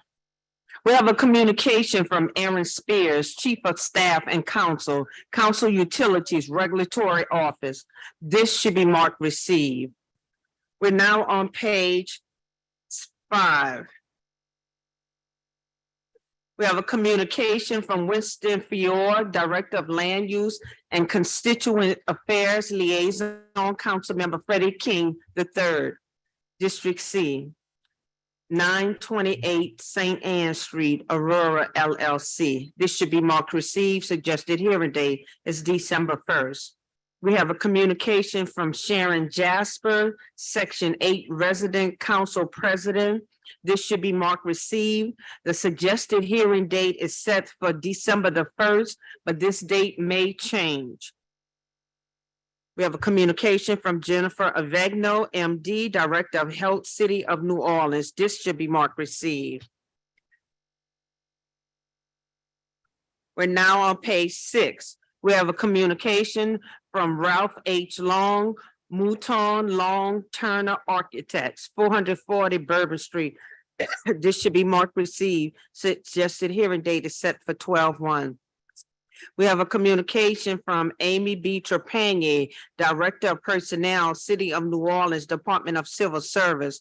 This should be marked received. We have a communication from Carlos S. Goulin, 709 Turo Street. This should be marked received. Suggested hearing date is December the 1st.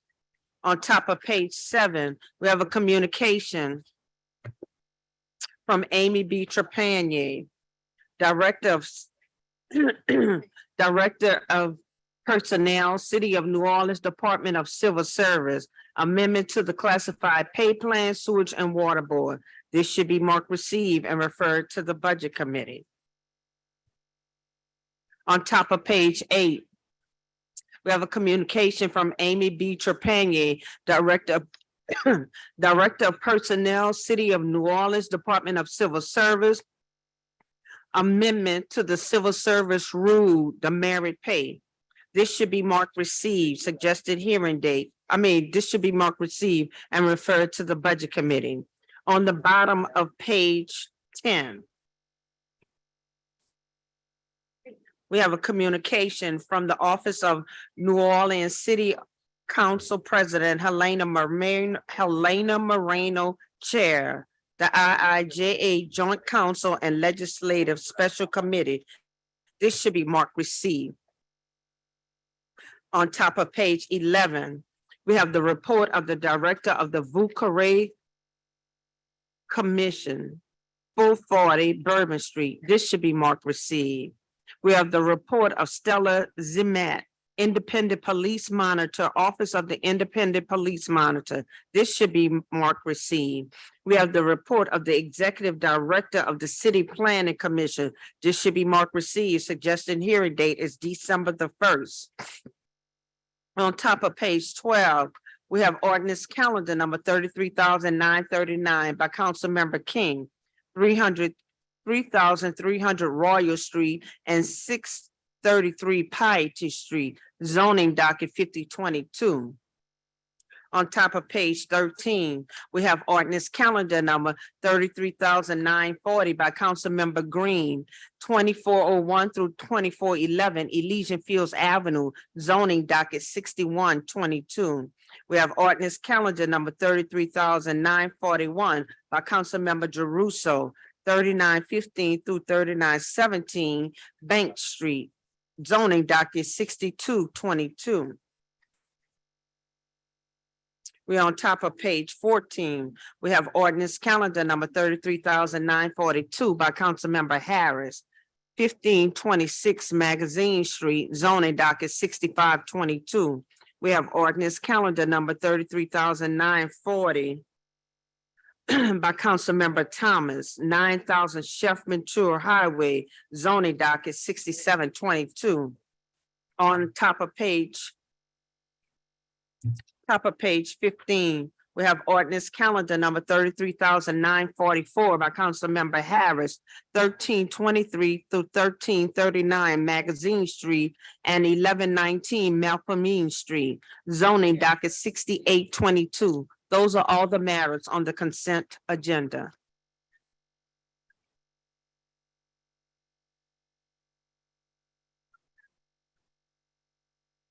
All right, thank you, Madam Clerk. I have a public comment, Michael Burnside.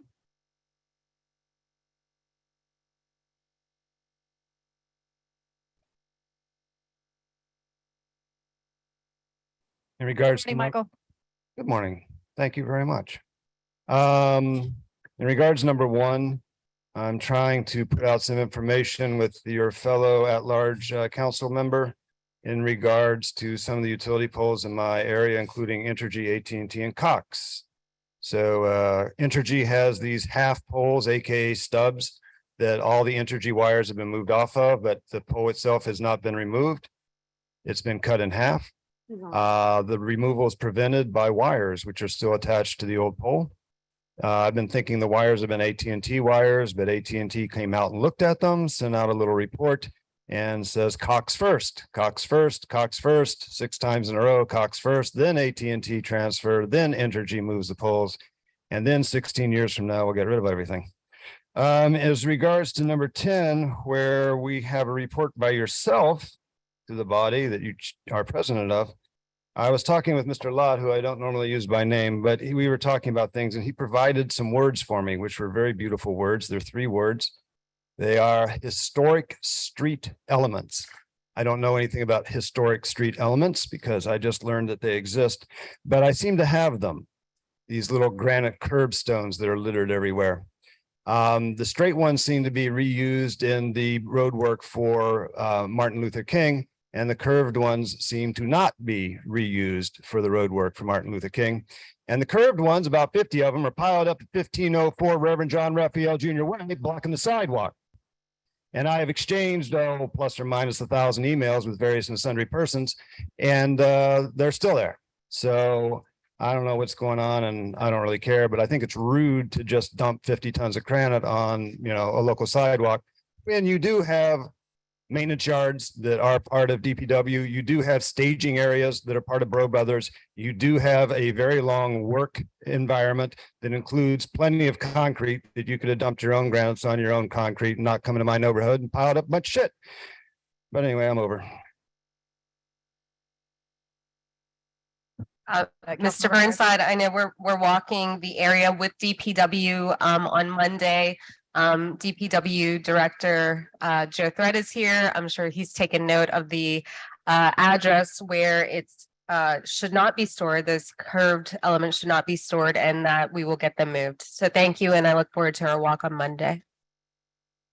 One more public comment, Angela Kinlaw. Come on up, Angela. Good morning to you all. Good morning. Good morning to you all. Morning. Just came before you this morning as a reminder. Residents of Gordon Plaza have wanted to make it very clear that when it comes to issues around utilities and Wi-Fi, they are still struggling because unfortunately workers cannot come to the environment and actually attend to the process of digging into the ground, the process of putting up lines. And so there's a significant interruption that's happening there. They also want people to be reminded that this can be resolved by ensuring that there's active, intentional forward movement in regards to the work to advance the fully funded relocation for the residents of Gordon Plaza. They also would like to be known that for the members of the council who do not sit on the Gordon Plaza Task Force, that there were 2 things that transpired in the last meeting that they would like you to keep your eyes and attention on. One, even though it might not have been mentioned until the last 5 and 10 minutes of the meeting, the appraiser indicated that he would take another look at his appraisal out of the concerns and complaints that the residents had, and the ARC letter for the second opinion. So we would like collective accountability to ensure that that happens, because we know that appraisals can be used in very discriminatory and devaluative ways. We'd like to call that to your attention so that that can be addressed. Last but not least, we're asking and demanding that the council continue to keep your eyes and your focus on what is transpiring with the residents of Gordon Plaza, so that no days, no time, no moments get wasted when there could be work to advance this forward on a day-to-day basis. The residents of Gordon Plaza do not want to go into the Thanksgiving holiday and not have clear answers to things that could be attended to as soon as possible, meaning now. So we know that there's another Gordon Plaza Task Force meeting coming up. we would appreciate very well if we not wait till that meeting happens to ensure that there's forward movement. So we just want to put that on the public record. Thank you. Appreciate it. All right, with that, I'll make a motion to adopt the consent agenda if I can get a second. Seconded by Councilmember Harris. 6 yeas, no nays. The consent agenda is adopted. Council members, we're now going to go to page 44 to take up the 1130 matter. We're at the bottom of the page, Resolution R 22-487 by Council Member Jeruso and Thomas by request. A resolution approving the drainage system bond resolution adopted by the Sewage and Water Board of New Orleans in connection with the issuance of $45 million of drainage system limited tax bond series 2022 of the city of New Orleans. Thank you very much. Mr. Chairman, we move forward with the other legislation. This just appropriates the funds. Correct. That's exactly right. Mr. Akers? Good. Thank you very much. Jason Akers with Foley and Udell with me. Maria Ozen and Associates. Co-bond counsel for the Board of Liquidation. Just by way of refreshing recollections, this is the final approval of the $45 million drainage limited tax bonds. We discussed it at Public Works previously and before council previously. Sewage and Water Board actually issues the bonds on behalf of the city. Board of Liquidation actually sells the bonds on behalf of the city. City Council approves that processes. The bonds have been issued, the bonds have been sold. This is the final approval. This funding will go for the West Power Complex as part of the overall funding for that. We're anticipating closing on December 7th, and the project will continue moving forward as a result. Board of Liquidation conducted an RFP for the sale of the bonds. JP Morgan Chase was the lowest bidder there at a net rate of 4.02% for the term. And that, again, as a reminder, that is paid solely out of the drainage millage, the 9 mil drainage millage, not of any other funds of the city or of the Sewage and Water Board. So we're happy to answer any questions. Maria, would you like to add anything? Just that the bonds are going to be very shortly outstanding. They will mature in 2027. I know you guys are used to seeing bonds that go on for like 25 years. These will not be outstanding that long. Yeah, very true. Any questions? This is the second time we voted on this. Yes. So, all right, Councilmember Moreno's moved. Members, please vote your machines. 5 yeas, no nays. The resolution carries unanimously. Thank you all very much. Thank you very much. Thank you. We're now going to page 42. We have ordinance calendar number 33,967 by council members Jeruso, Green, and Thomas. An ordinance to amend ordinance number 28,863 MCS as amended, entitled an ordinance providing an operating budget of expenditures for the city of New Orleans for the year 2022 to reduce the 2022 general fund appropriation to the Department of Police and increase the appropriation to the Department of Sanitation in order to fund additional sanitation expenses in 2022 and otherwise to provide with respect thereto. Thank you, Madam Clerk. CAO and Deputy CAO of Infrastructure are here. Would you like to speak? Madam President, members of the council, thank you for taking up this urgent matter. We appreciate and under the circumstances understand the challenges that we've been facing and that you all have been facing as it results to the deliberations as far as moving this ordinance forward. We're here to stand for any questions and do request the passage of this ordinance. We understand and absolutely will shoulder that communication could have been better. And I understand that, and I absolutely will continue to move forward with the team to ensure that that communication is better suited for the council. But it is an urgent matter. We certainly do want to be able to provide those services for the residents currently and continue to move forward for rectifying a long awaited and long needed change as it relates to our solid waste pickup. Thank you. Okay, I see Councilmember Moreno, Thomas, and I have some comments.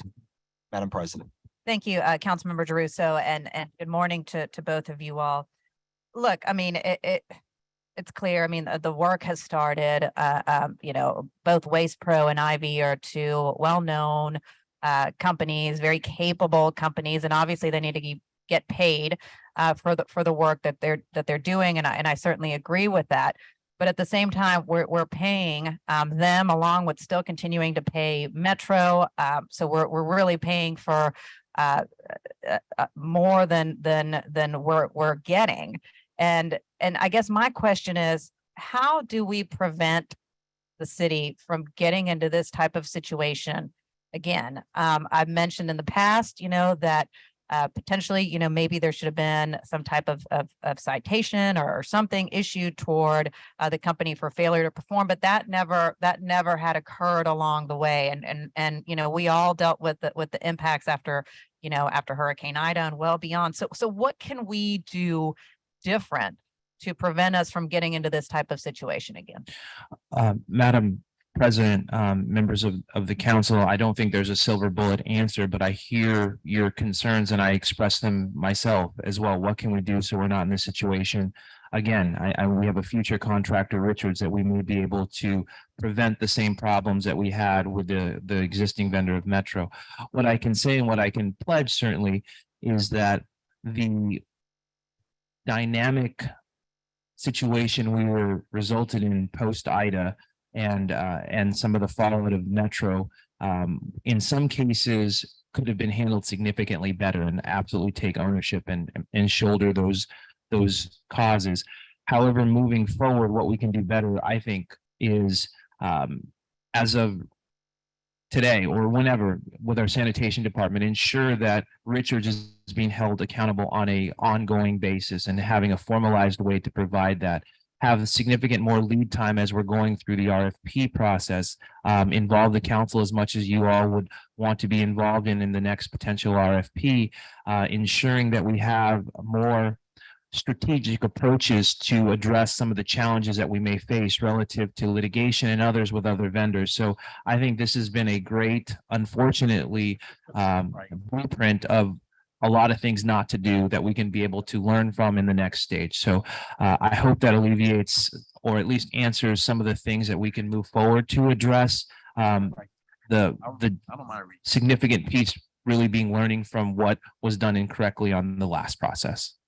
And I think that, from my time working in the federal defense contracting world, usually when something like this happens, when you have performance that is below the contract requirements, is that you would issue a cure letter. Usually a 30-day cure letter goes out to the vendor and it says, hey, in 30 days, fix X, or you'll be subject to default of the contract terms. So I think that's something that we need to look at across our contracts and working, gives the vendor a time to fix performance.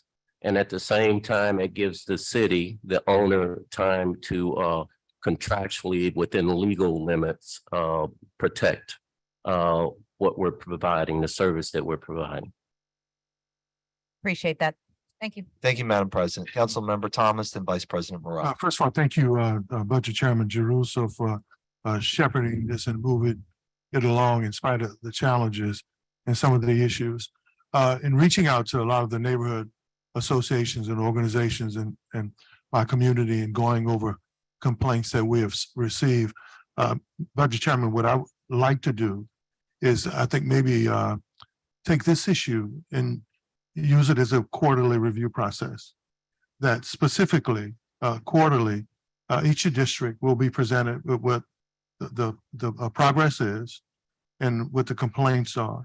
So as we move forward, we'll take some of the guesswork out of it. Whether the contract is doing this, whether the contract is doing that, or by the time we get to the next process for letting contracts for trash, they will have answered on a quarterly basis from now until when this contract is up in terms of each district, from District A to District E, coming before the committee specifically for this issue. And I think it's that important, especially in light of where we're stuck right now, given Councilmember Marino's comments.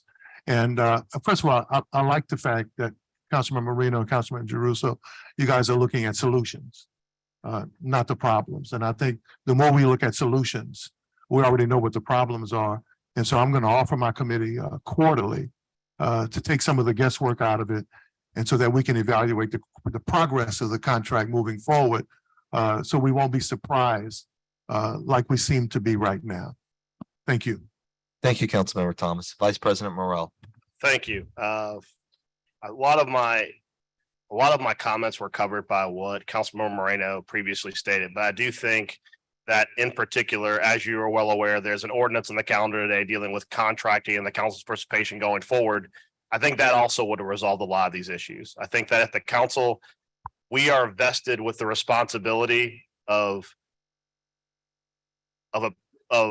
agreeing with and approving CEAs. We're vested with the responsibility of funding contracts that are made, and with the exception of obviously of public bid contracts are done through a very public process.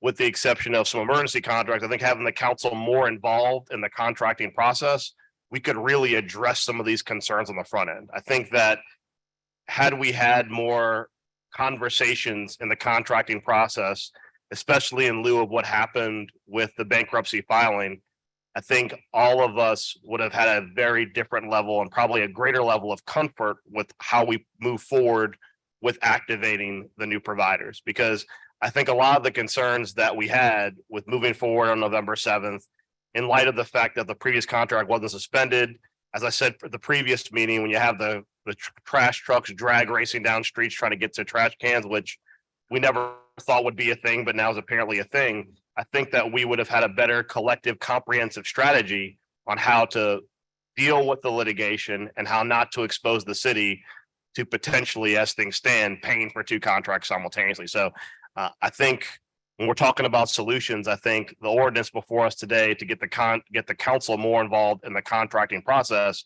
is also a solution going forward. Situations like this. Thank you. Thank you, Vice President Morrell. Councilmember Harris. Mr. Thread, I think you hit the nail on the head. We're having issues with Richards in District B that I tell my constituents, call 311, document, call our office and document.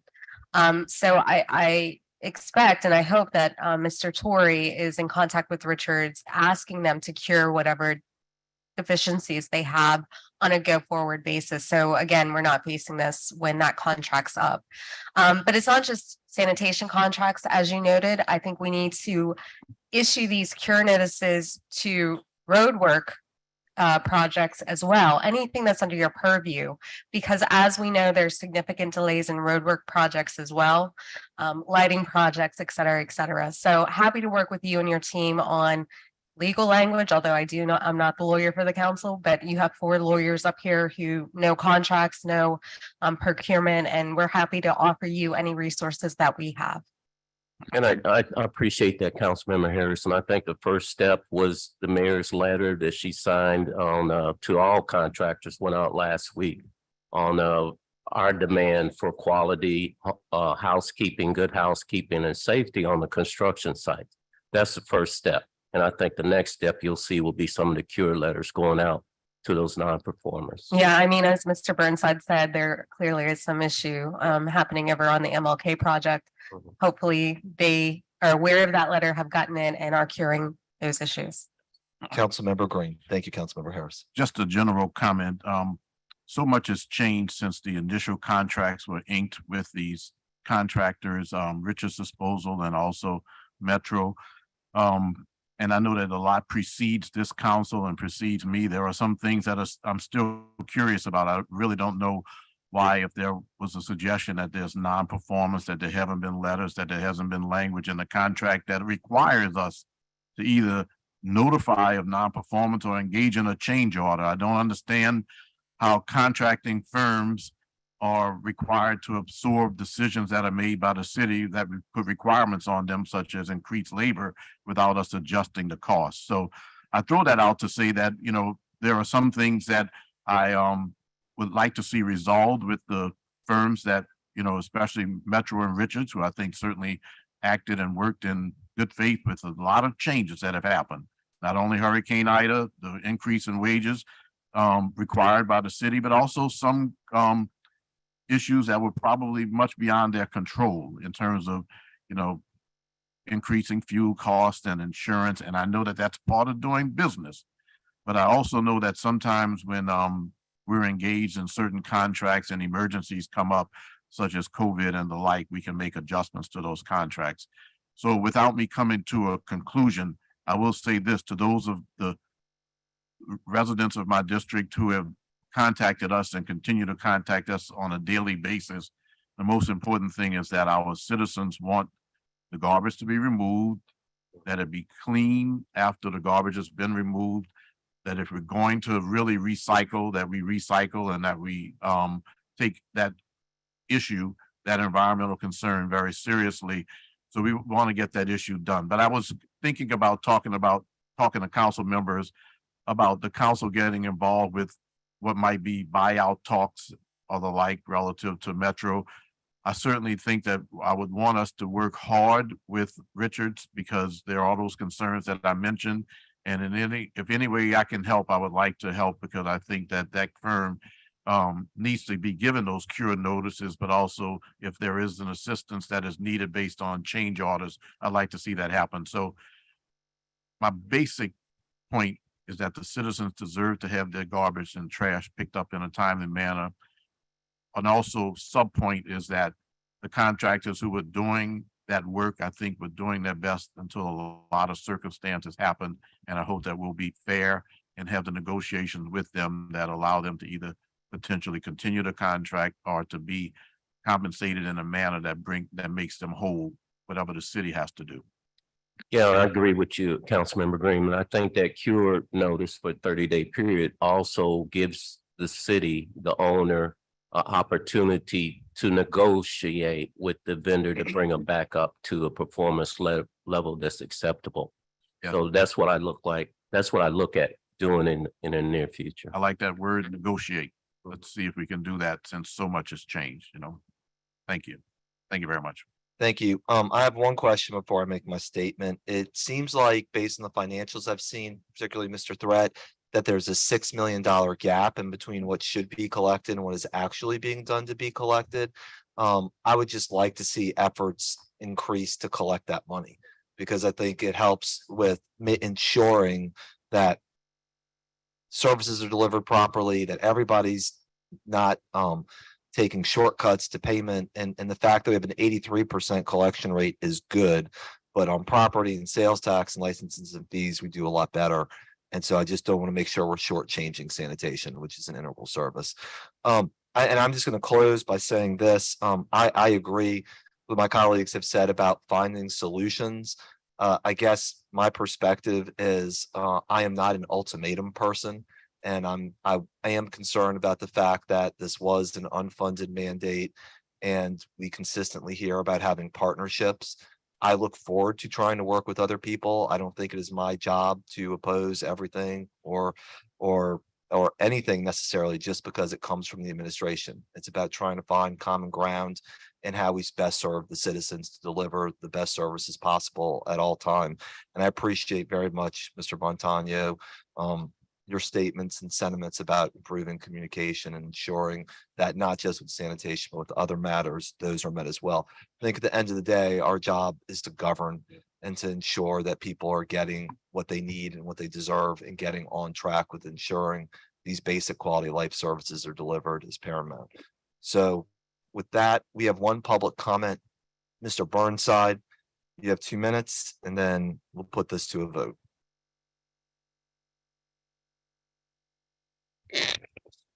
So in 2 minutes, we can't touch on everything. Let's just hit a couple of high points. First of all, the length of the contract is one of those things that has to change. We have lengths of contracts that extend beyond 4 years, which means when we vote for a mayor, they can't change anything. So the city really needs to reduce the length of its first contract and do renewals or something where it can come back and change things, not just for its own benefit, but for its citizens. The next thing is, of course, the law department here in the city. Mostly through Roadwork NOLA, but through other things. The law department, in my personal opinion, doesn't write contracts particularly well, and it certainly doesn't enforce them well. And until the law department's willing to take a contractor to court and sue their ass, I think the contractors know that we're basically what used to be called paper tiger. And there's no reason a profit-centered individual will not take advantage of paper tigers. As far as collecting $6 million, we chose to save money somehow or another by including our trash bill with our water bill. And there seems to be problems collecting our water bill. So it seems an odd thing that we claim efficiency as the reason that we don't have a separate trash bill and or do not attach our trash bill, as some places do, to our property bill. So I would suggest to you that combining our trash bill to our water bill may be unwise, whatever paper savings it may occur. As far as Metro, I'm not going to talk a lot about it. I will point out the Times-Picayune did have an article very recently about Metro in which they brought up several facts, one of which is they've not paid their federal tax in 2 years. So I don't know what's going on, but the owner made some comments about his chief financial officer that struck me as extremely weird. And I'm glad I'm not a businessman. As far as the rest of it goes, recycling, I convinced an unnamed gentleman to throw away a recycling bin because it was full of trash. And it was rotting and nobody was picking it up because it was a recycle bin, but it didn't have any recycle in it. So that's one of those things that nobody really talks about too much. And finally, Councilman Thomas, the last time we did all this, had some interesting comments to make with regards to services being offered. Just for the record, since I'm out of time, no flatbed truck has come up and there are 2 tires still at 2214 Felicity, where 2 tires have been for a very long time. Thank you. Thank you very much, sir. All right, I've moved. Councilmember Moreno has seconded. Members, please vote your machines. 6 yeas, no nays. The ordinance carries unanimously. Thank you all very much. Thank you to the administration for being here. We appreciate your time. Thank you. Thank you all.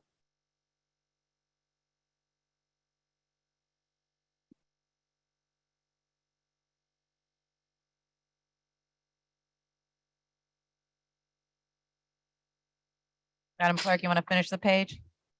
Can I? Yes. Okay. I know you well, huh? At the top of the page, ordinance calendar number 33,966 by council members Moreno and Morrell.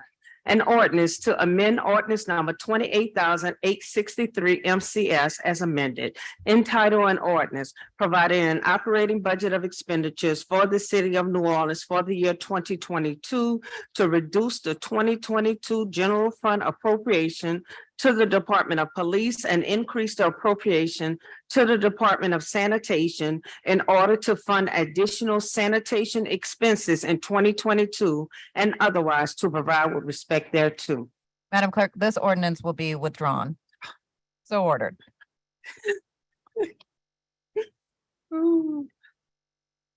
We're now going to the regular order of the agenda, which is on page 16.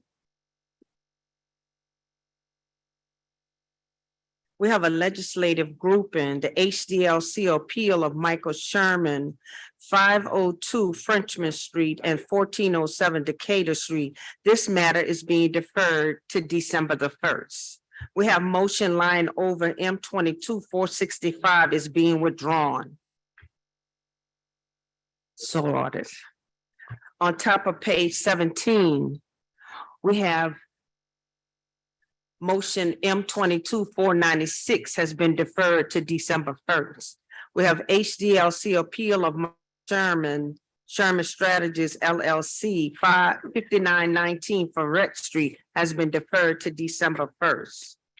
We're on top of page 18. We have a legislative grouping, the VCC appeal of Ralph H. Long, requesting to appeal the Vucare Commission's decision of denial to install a new gallery for the property located at 440 Bourbon Street. We have motion M22-497 by Councilmember King, granting the, oh, we'll come back to this because he's not here. On top of page 19.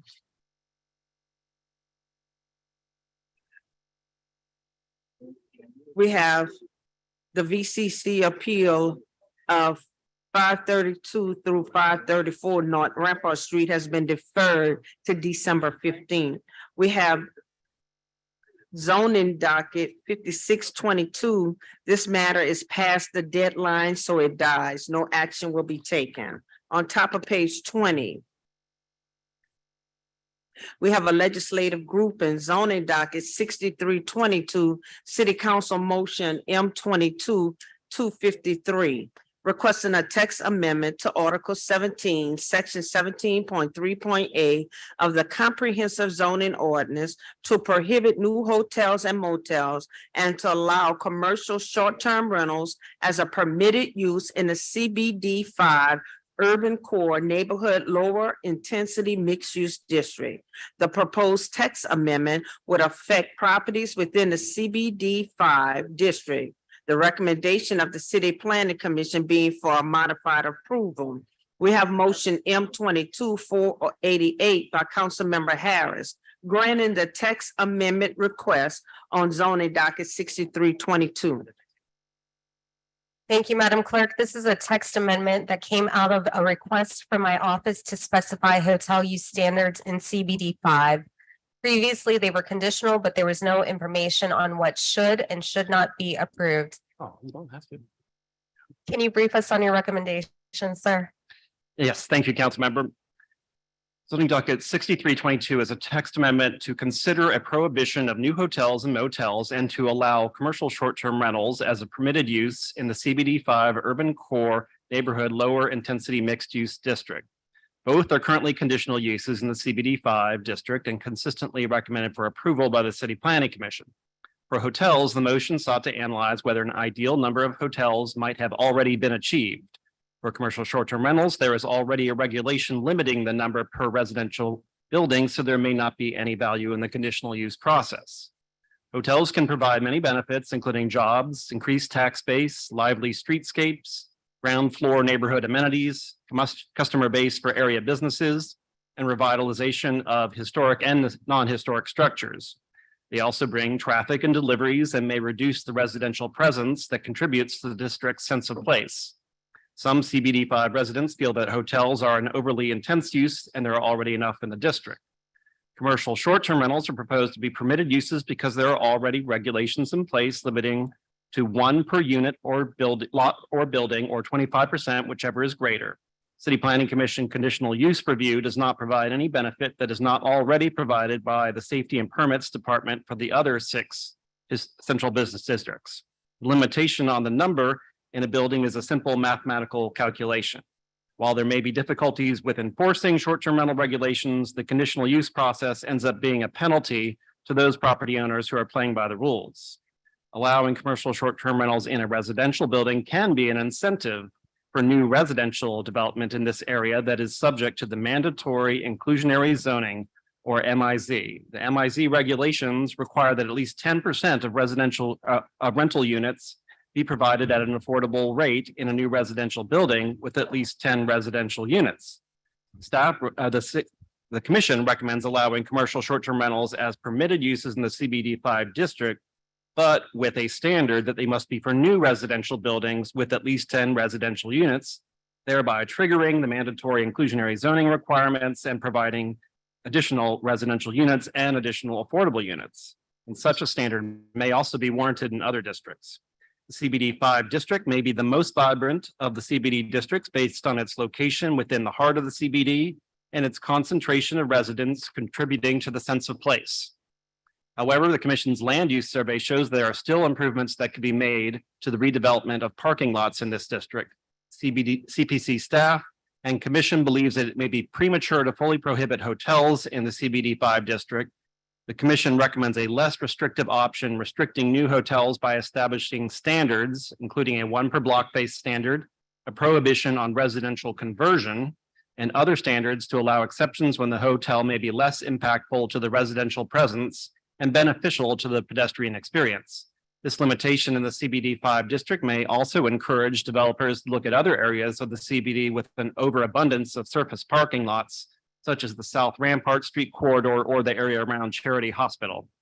At the CPC public hearing, there were speakers both in support and opposed, and the commission recommends modified approval. Thank you. We have a public comment, Mike Sherman, and just a reminder, everybody gets 2 minutes to speak. Councilmember Harris, members of the council, Mike Sherman, 800 Bourbon Street, on behalf of Tropicoulis Partners, a property owner in the CBD 5. Our office is in the heart of the CBD 5, so we know this district well. And thank you, Councilmember Harris, for starting this docket so that we could have an important discussion about the future of the CBD five. We believe in the vision of the master plan, a robust live, work, play CBD five. There's a lot of surface parking lots left. There's a lot of undeveloped and vacant buildings, and we think hotels are a really appropriate use that is in line with the master plan's vision. So we support city planning staff and city planning commission's recommendation to keep hotels. Actually, we're more purists on this issue. We think in the CBD five, they should be permitted uses. You shouldn't have to hire our firm or others in order to get a hotel, but that was not on the docket today. And we support the recommendation as written. I do want to point out the CBD five is really a diverse district. There are some blocks very commercial in nature where we think actually over 100 rooms and more than one per block face is really appropriate.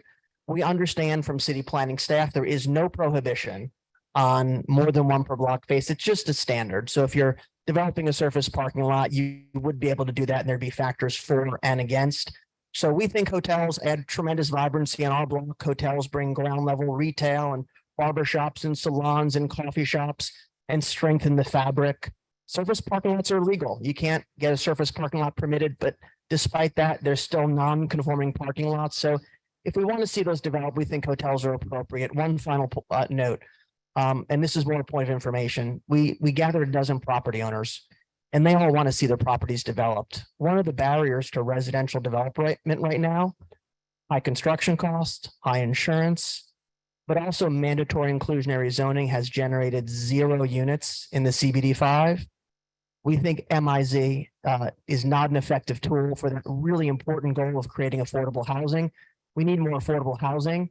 MIZ is not working. It's actually preventing more residential. So I hope this council will take a look at that as well, because we need more affordable housing. And MIZ is not one of the tools that's working. Thank you for the opportunity to speak today. Thank you. Nicole Bell. Sandra Stokes.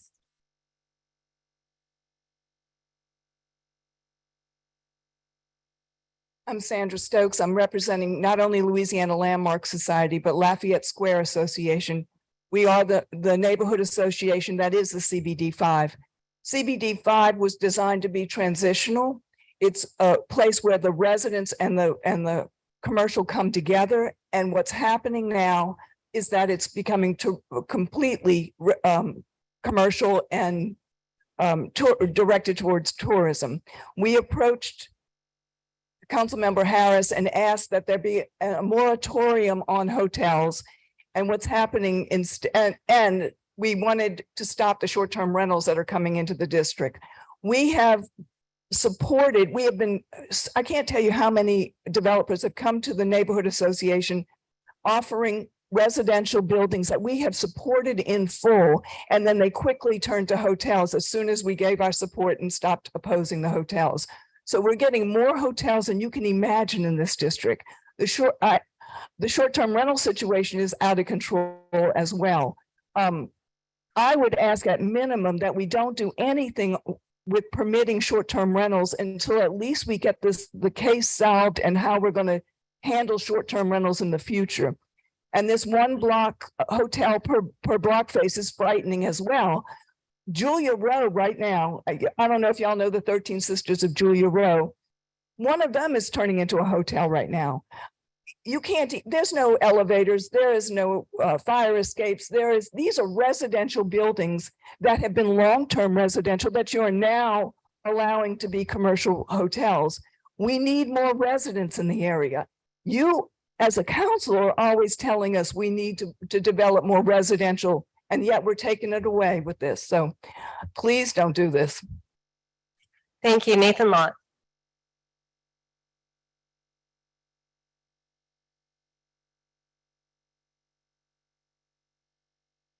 Yes, hello, members of the council, Nathan Lott, Preservation Resource Center, 923 Chapatulas. So the property Ms. Stokes referenced on Julia Row that is now proposed for a hotel is one that we once owned and rehabbed back when that street was called Skid Row, by at least colloquially by people in the city. So we've seen vibrance come back to CBD5 Lafayette Square, and we've seen residents play a really key role in that.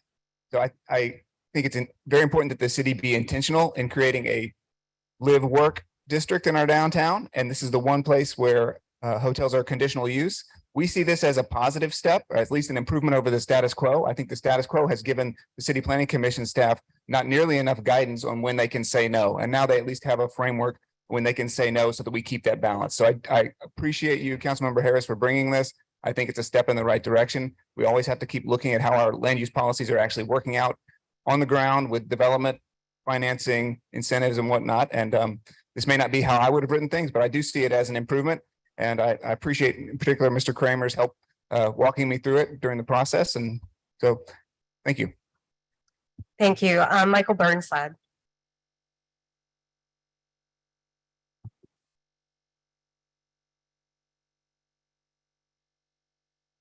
So I wasn't going to speak to this, but I think I'm going to use the opportunity to hit two different nails on the head.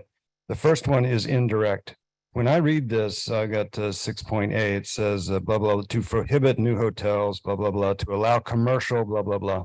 And then I listen and I hear that it's going to actually allow some hotels, which I have no particular ball in the game, but this is saying prohibit. The verbs are, some of them will be allowed. And then I keep hearing about residential buildings, and I keep wondering if the residential buildings that happen to be on a commercially zoned lot, or there's no residential in here either. And the reason I bring it up is, of course, our good old 41 and 42. 41 was withdrawn, 42 was talked at length, and I have a chance to talk, but it was only because of the good clerk moving my speaker card from 41 to 42, because they're actually exactly 100% the same words, word for word. So it's really hard sometimes to navigate the sort of information that's given to us so that we can make a rational decision as to whether we want to participate in the process or not.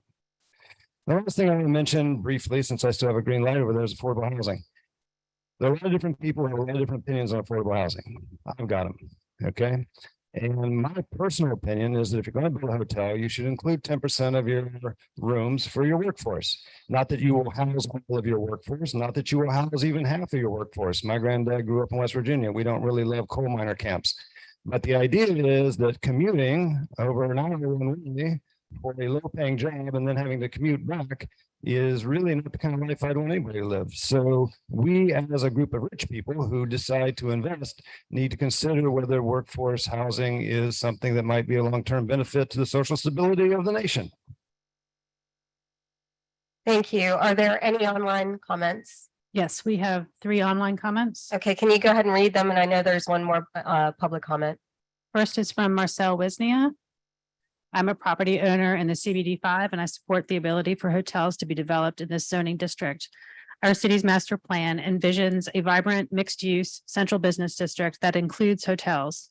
The CBD 5 is a place where hotels complement the mix of other uses. Please support the vision outlined in the master plan by allowing new hotels in the CBD 5. Next comment is from Brian Gibbs. Hotels add vitality to our CBD and strengthen streetscape with ground floor uses, including restaurants, fitness studios, shops, and salons. I support keeping hotels in the CBD 5. I oppose a standard of 1 hotel per block face. This is not a residential neighborhood, but the heart of our city's business corridor where hotel developments are appropriate. And the third comment is from Christopher Sarpy. I own 2 properties in the CBD 5 zoning district, 749 St. Charles and 919 to 923 Julia Street. I'm in favor of allowing hotels as a permitted use in this zoning district. Hotels should certainly be a conditional use. The CBD is almost all multifamily and commercial. There are very few single-family homes in the district. Hotels are consistent with the character of CBD 5. Please do not limit them any more than they already are. Thank you. And I have one public comment from Nikki.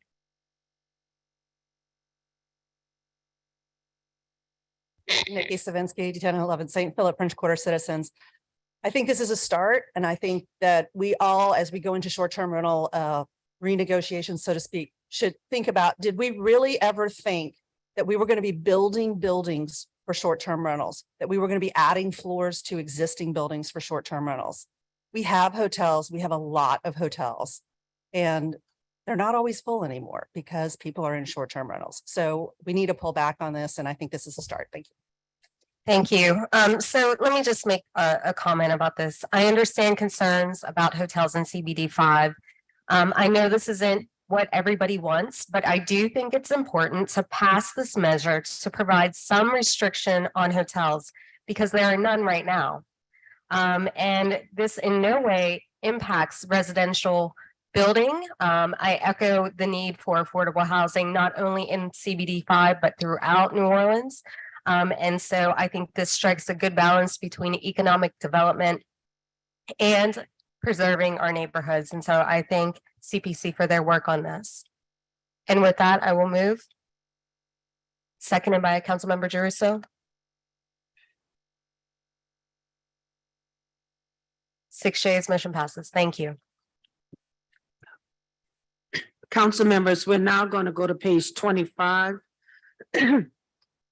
We have a legislative grouping, zoning docket 7622, St. Rita Roman Catholic Church, requesting a zoning change from an HURD1 historic urban two-family residential district to an HUB1 historic neighborhood business district and a conditional use to permit a commercial use over 4,000 square feet in an HUB1 historic urban neighborhood business district and a small multifamily affordable short-term rental interim zoning district located on square 65 lots 1 through 7, A through J and X in the 6th municipal district, bounded by Fontainebleau Drive, Lower Line Street, Broad Place, and Pine Street. Municipal addresses 65 Fontainebleau Drive, 2624 Pine Street, and 2700 Lower Line Street. The recommendation of the City Planning Commission being for approval. We have motion M22-493 by Councilmember Jeruso, granting the applicant's zoning change request subject to 6 provisos consistent with the City Planning Commission's report on zoning docket 7622. Thank you, Madam Clerk. Mr. Kroll, thank you. Thank you, council member. This is, as the clerk stated, in a zoning change and conditional use application affecting the former St. Rita's School, which is on Fontainebleau between Lower Line and Pine Street. Historically, a school associated with St. Rita's Church across the street. It is developed with a 3-story mid-century structure. The school has permanent closed, and so the church is seeking to now adapt it into office space, which is not allowed under the current zoning. The proposed office tenants include Catholic charities, the Archdiocese cemeteries, the school food and nutrition services of New Orleans, as well as space for the Archdiocese archives and IT offices. And so given the residential zoning, this adaptive reuse for office space cannot occur. The church is seeking to do 2 things, really. One is rezone the property to HUB1, which is a commercial zoning district intended for kind of generally neighborhood serving commercial use, and 2, conditional use approval that would allow the entirety of the building to be used as office space. The City Planning Commission staff's analysis of this and the commission's as well really boils down to how the master plan designation for this site should be read. The property has a residential designation that applies to not only this site, but much of the surrounding neighborhood. And that residential designation does certainly contemplate the adaptive reuse of existing non-residential buildings, including institutional buildings. And specifically, it uses the terms that adaptive reuse should be allowed for neighborhood serving commercial use. And so that really the neighborhood serving language there was crucial to the staff's analysis. And the staff was concerned that given the scale of the building, while this is kind of a neighborhood oriented commercial district, the scale of the building itself was such that the use could not be considered to be at a neighborhood scale. And so based on that, the Planning Commission staff found the application to not be allowable under the master plan. The Planning Commission had a public hearing. There were comments both in support and in opposition, and the Planning Commission ultimately agreed with the staff recommendation for denial. And so the Planning Commission recommendation before you is for denial. Thank you, Mr. Kroll. I have one comment card in support so far from Mr. Gennardo you'd like to come speak, you'll have 2 minutes, sir. Todd Gennardo here. Thank you, council members. I'm here on behalf of St. Rita's. St. Rita's requested rezoning of its former school property from HURD1 to HUB1 as the staff has reported. HUB1, I'd like to say, was selected after consultation with planning staff to be the most restrictive zoning that would allow the desired use. It also has a conditional use element, which would require a conditional use permit in excess of 5,000 square feet for office space. Again, this was done with the intent to restrict the use to the greatest extent possible. St. Rita closed last year and was presented with this opportunity to reuse the property. The discussion that was had earlier is consistent with the use that's anticipated: Catholic charities, school foods, Catholic cemeteries, IT, that type of thing. They're all nonprofit uses that are consistent with the existing presence within the neighborhood of the Archdiocese, Notre Dame Seminary, St. Mary's Dominican High School. The existing school building does total 47,000 square feet. The proposed office space and support staff space is actually about 27,000 in the contemplated use, with the remaining 19,000 or so to be utilized for community space and continued use of existing chapel and storage areas for St. Rita's. St. Rita's also, held several meetings with the neighbors, the NPP meetings, of course, and also neighborhood association meetings with the Fontainebleau Improvement Association.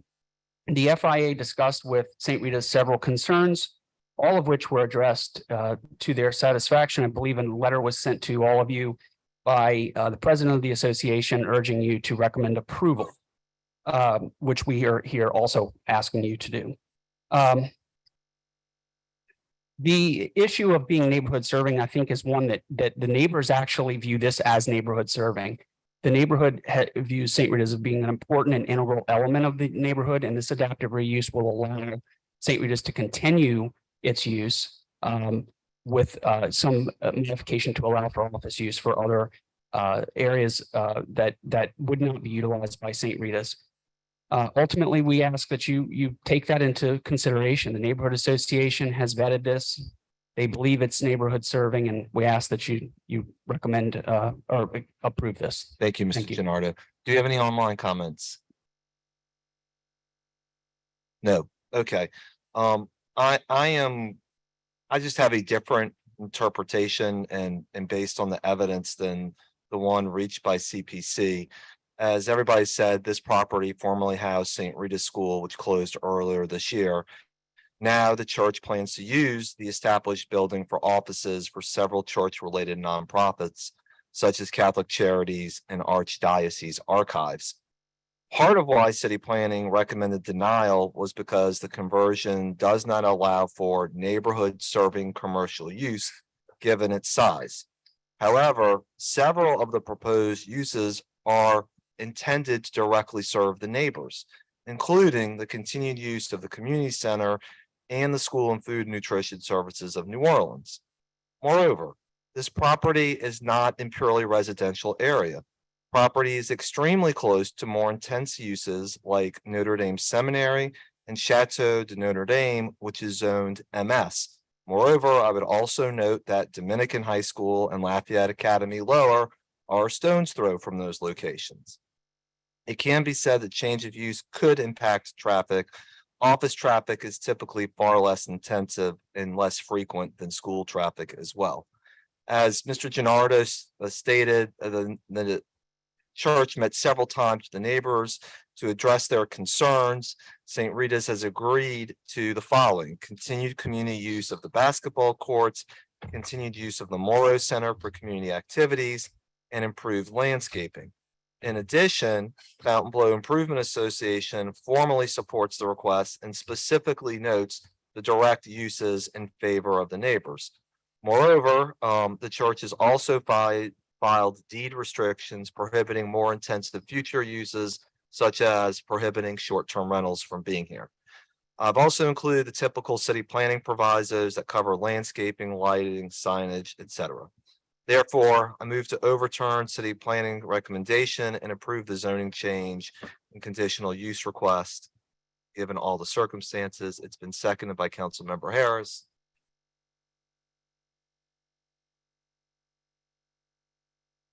5 yeas, no nays, carries unanimously. Thank you very much.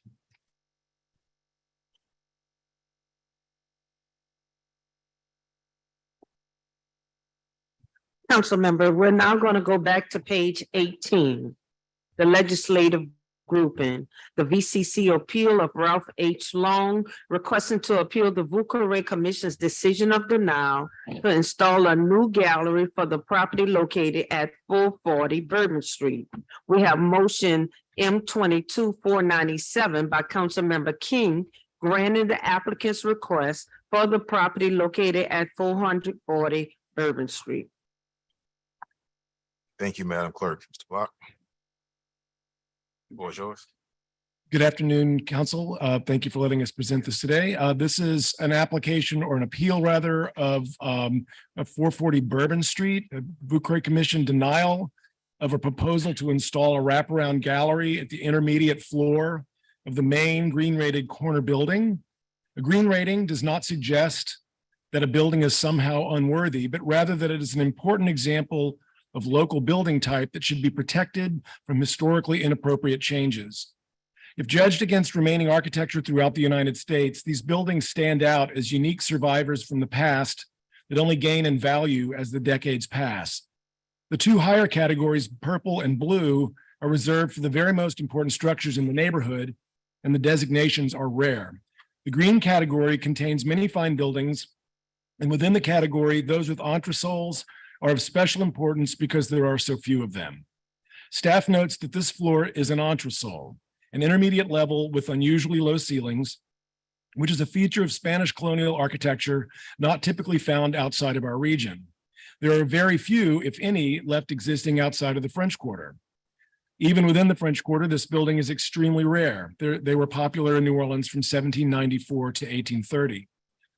Although perhaps awkward in appearance by contemporary standards, the preservation of this building type is integral to telling the story of colonial American history. The unusual height and proportions resulting from the entresol give variety and scale to the street scene, which the VCC and the city of New Orleans are pledged to protect. This building speaks to the mercantile industrial history of this part of the district. This exterior expression with its odd proportions should not be obscured with the addition of an anachronistic gallery, something that never would have been present at this location on this type of building. Proposed new galleries are evaluated under Chapter 8 of the VCC Design Guidelines for Balconies, Galleries, and Porches, which state, quote, adding a new balcony, gallery, porch, or overhang will greatly alter the appearance of a building. In select cases, the VCC might approve of the installation of the new gallery, provided that, 1, there is documentary evidence supporting that one previously existed. 2, the installation is appropriate for the building type. 3, the installation does not destroy or conceal an important architectural feature or detail. Or 4, the proposed design is compatible in size, scale, and design to the building and surrounding streetscape. This proposal fails each of the 4 criteria required above. Staff notes that there is no documentation to suggest a gallery ever existed on the second floor of the green rated building. Further, it would be nearly unheard of for this property to have a second floor gallery, given that the building has an entresol level at that level as stated above. Buildings with entresols would occasionally have awnings to facilitate unloading storage to the street, but historically never had occupiable galleries of the type proposed.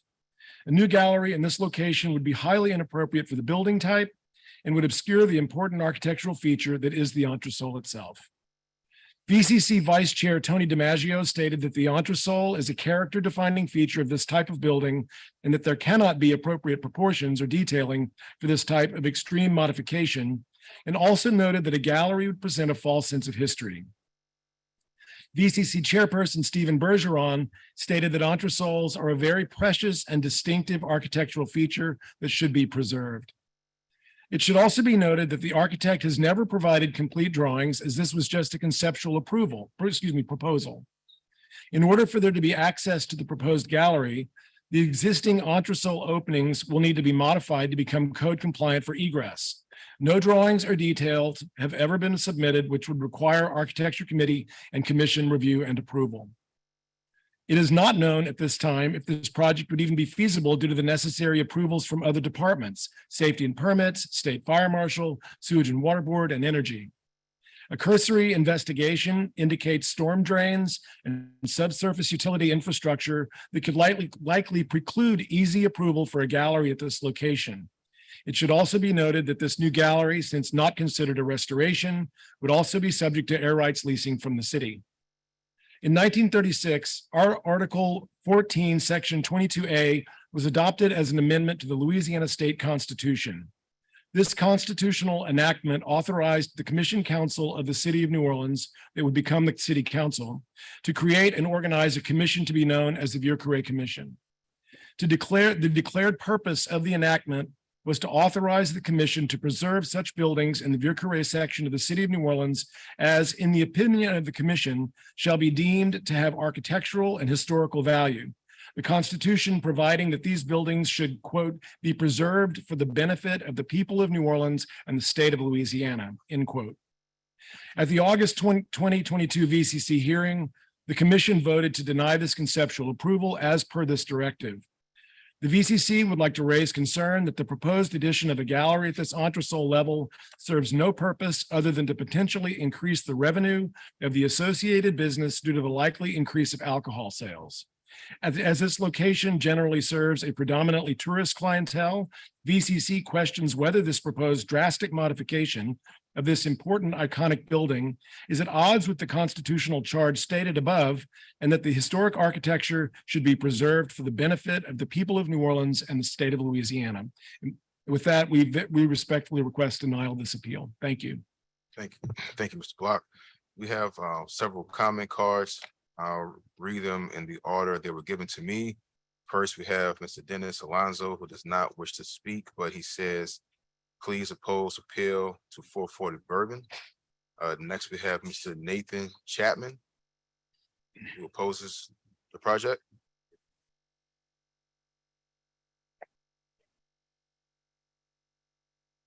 Good, Mr. Chapman.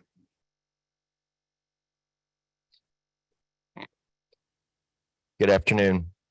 I'm Nathan Chapman. I'm president of the Vieux-Carré Property Owners, Residents and Associates, which we call VC4 for short. I live at 715 Ursulines.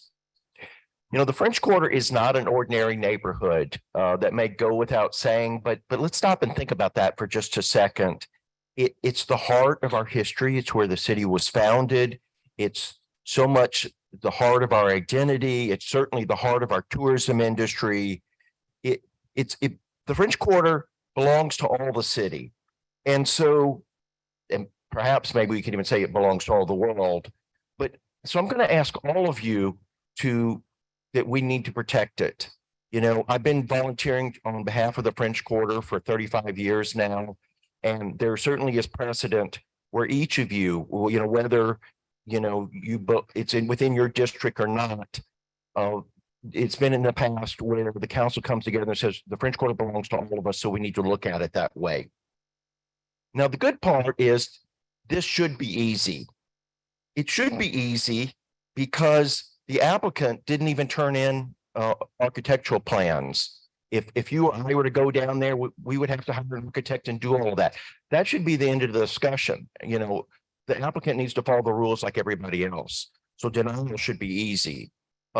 There was never any evidence for this gallery. That's a precedent that we don't want to be starting. Everybody on Bourbon Street will be coming back here and saying, hey, we want more places to serve drinks and let people throw beads. You don't want to open that precedent. It should be easy because this is particularly a rare architectural feature. And New Orleans is famous for its architecture. So to deny this application should be easy. The last thing that should make this easy is the public wants this across the city. And that's what's been so great in my volunteering for the French Quarter over the past 35 years. You know, people from across the city want to see it protected. And we've seen that in this issue. I've seen copies of emails from uptown and downtown and respected business people and ordinary citizens. They want you to protect the French Quarter. And today is when we need to do it. You know, I've seen some really— Chapman, that's the time. Okay, thank you very much. I look forward to seeing y'all stand up and do what's right. Thank you. Thank you. Mr. Jeffrey Seymour.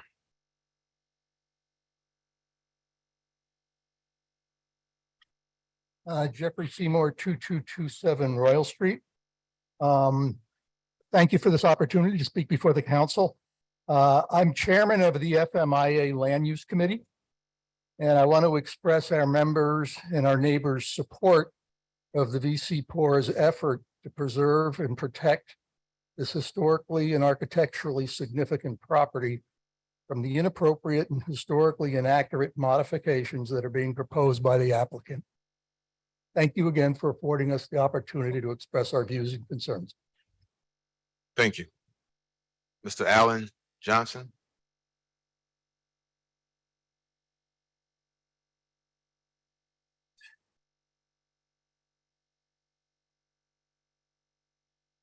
Hello, my name is Alan Johnson, president of the Faubourg Marigny Improvement Association. And I live at 1418 Charters. The Marigny is obviously right next to the quarter, and we deal with a lot of the same issues of tourism, over tourism, and quite honestly, our heritage and culture being disrespected. One of my longtime members has a phrase that she pulls out a lot. New Orleans is a cheap date. Sometimes we're too tempted to roll over our neighborhoods, whether it's short-term rentals, disrespecting our historic architecture. We're seeing this more and more. I want to ask you, does Bourbon Street not lack enough economic development and a lack of economic activity? I think it has plenty. These buildings have survived and been economically thriving for hundreds of years. Once we start this, you can't turn down anybody's application to alter and bastardize our culture. We celebrate our culture in many ways, but sometimes we don't celebrate the architecture like we should. New Orleans feels different than any other city. Let's not be Cleveland. Let's respect our culture. Let's cherish our heritage. Thank you. Thank you, Mr. Johnson. Next, we have James Roth, followed by Ms. Erin Holmes. Ms. Erin Holmes after Mr. James Roth.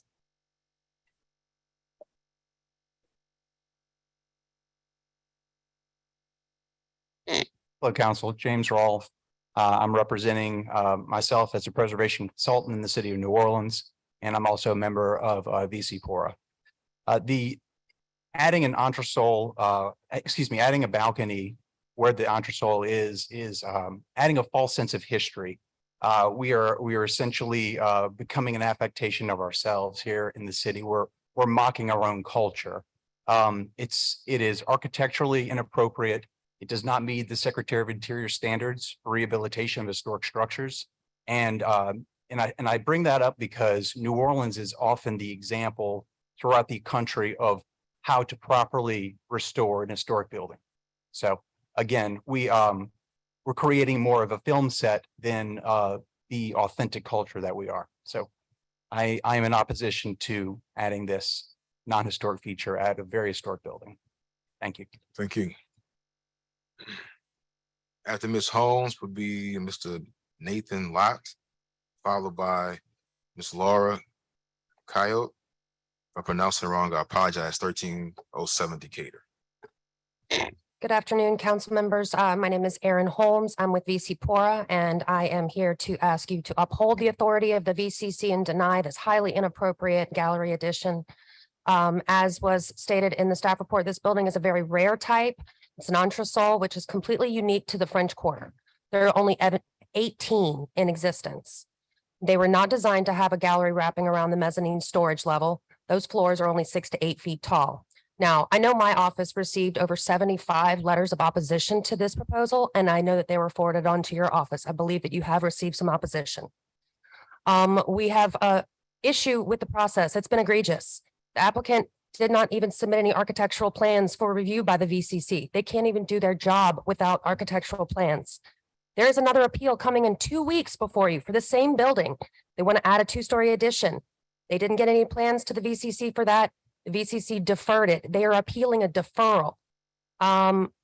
Additionally, there have been no plans on addressing how people are going to access the gallery. Right now, it's just has windows. The fire marshal is not going to okay windows as a means of egress for an exterior structure. So they're going to have to come back and submit plans for modifying those openings from windows to doors. Those are against the design guidelines from the VCC. They will likely be denied and it'll be back here again for another appeal. This process, they're not going by the process that all other property owners in the French Quarter need to go through. So this just demonstrates a complete disregard for the authority of the VCC to regulate the appearance of French Quarter buildings, which has been very successful and is also a purpose that has been enshrined in the state constitution since 1936. This is not an economic hardship. Bourbon Street makes money, period. The appeal of New Orleans is its authenticity, our culture, our food, music, art, community. It's all framed by the set of authentic and preserved architecture. It is not a facsimile nor an idealized replica. It is real. Allowing property owners to continue compromising the true integrity threatens the authenticity of the whole. This is what we refer to when we say Disneyfication. Thank you. Thank you, Ms. Holmes.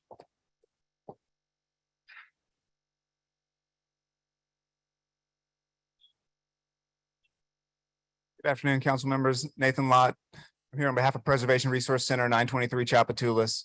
I will try not to repeat what's already been said. Certainly, I think Director Block articulated it quite well. This is ahistoric, anachronistic to add a gallery to an entresol. This was a hayloft, a mezzanine storage area. It doesn't have any doors, as my colleagues were just saying. So I think we have concern about the fact that the VCC did their job, right? They took the guidelines. They have 4 criteria. They applied all 4 of those criteria. This project didn't meet a single one of them, so they denied it. They volunteered their time for our city and they did their job well. So I think with all of the important things facing you and facing our city, it would be nice if we could respect the commission and we could send that message to the public that when experts do their job, the staff and the volunteers, that your time is also valuable and we're not going to keep having to have this type of show out for appeal after appeal after appeal. Thank you.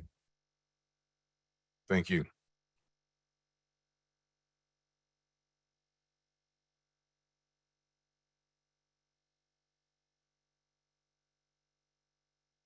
Hi, my name is Laura Cayuette, and I am a actor, author, and French Quarter resident.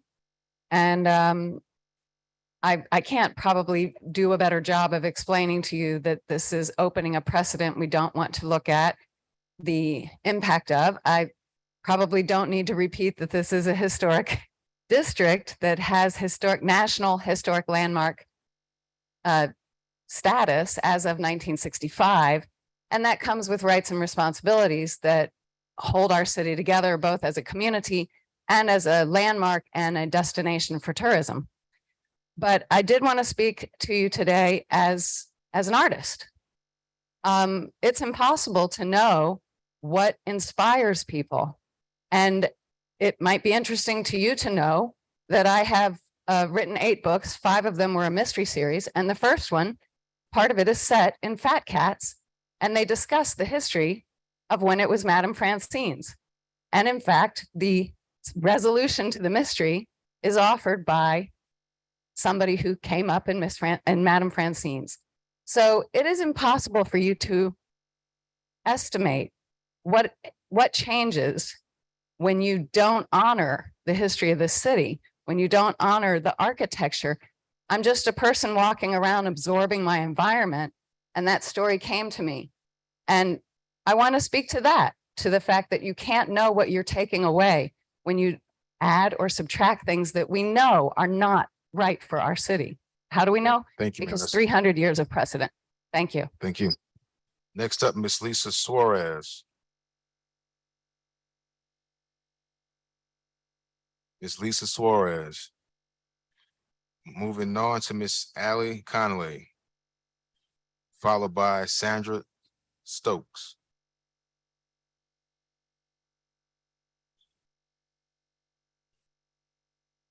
Good afternoon, members of the council. I'm speaking on behalf of the property at 440 Bourbon Street.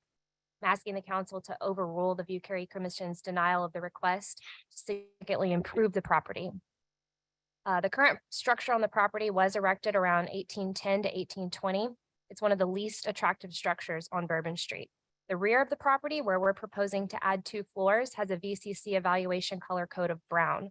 That means that it's objectionable or of no architectural importance. Only the front facade has the color code of green.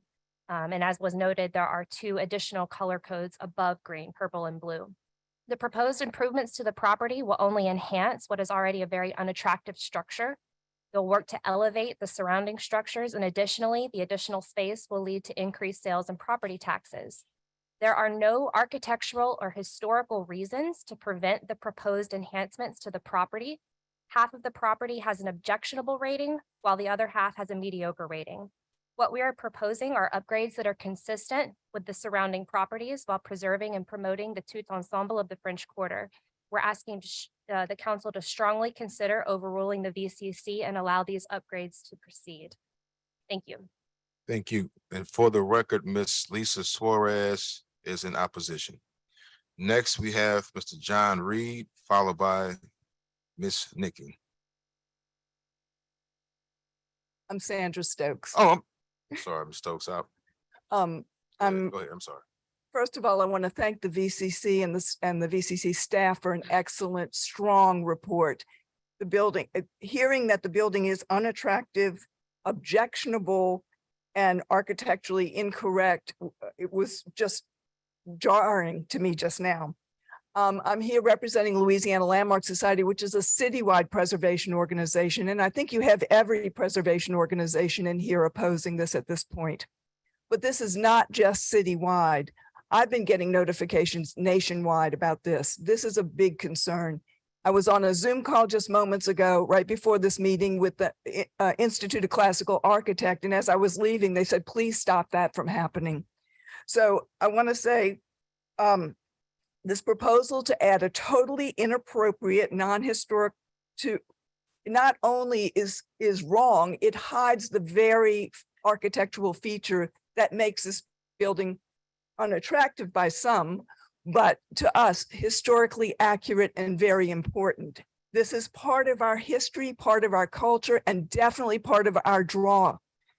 And most of all, this sets a precedence. Once you allow this for the sole benefit of economic gain of one developer, you have to allow it for others. And that destroys the integrity of the French Quarter. I ask you to support the VCC report and staff and commission and deny this. Thank you. Thank you.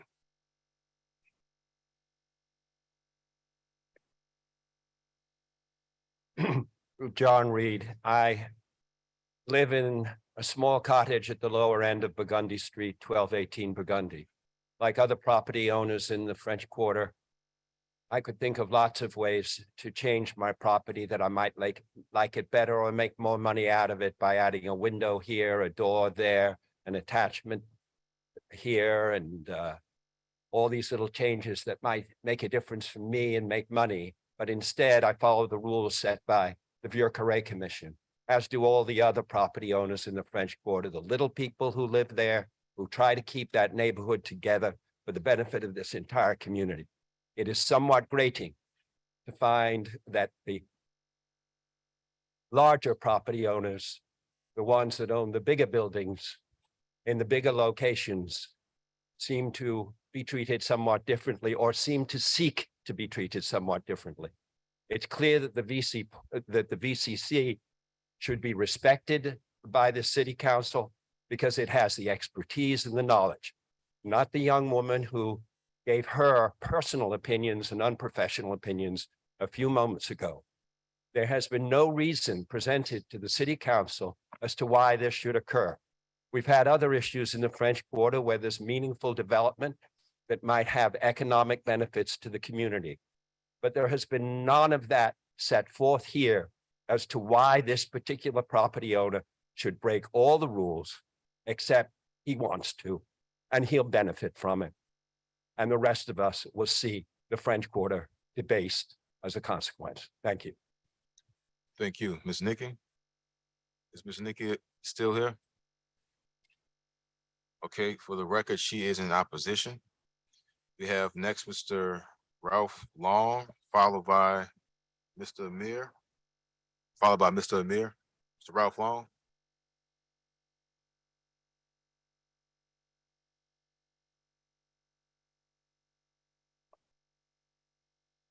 My name is Ralph Long, architect for the project 601 Papworth Avenue, Metairie, Louisiana.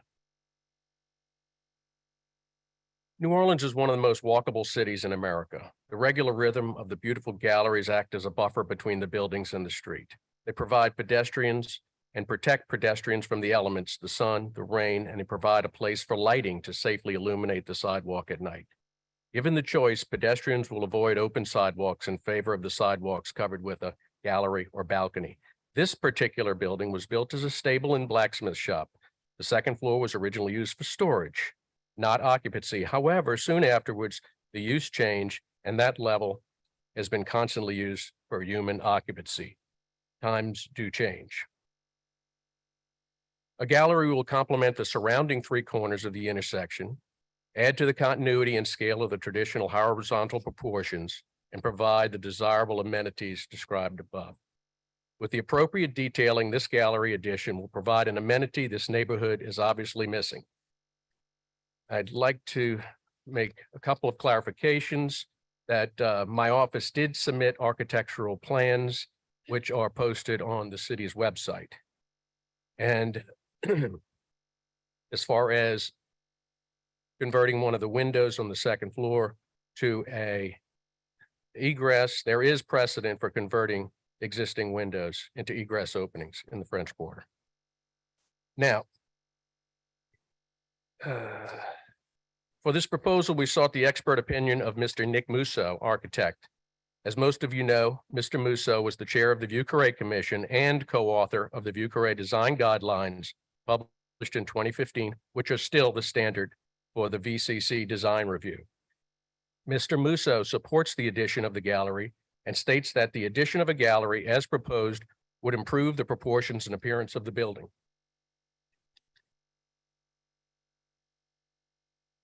Mr. Musso states that 440 Bourbon is located in an entertainment zone. The zone has more permissive standards in terms of everything from lighting to signage. This building has an active first floor and an underutilized entresol. That's your time, Mr. Long. Time? That's a time. Time. Thank you. Thank you. Well, just to say he was in support of the gallery. Thank you. Mr. Amir. Is Mr. Amir?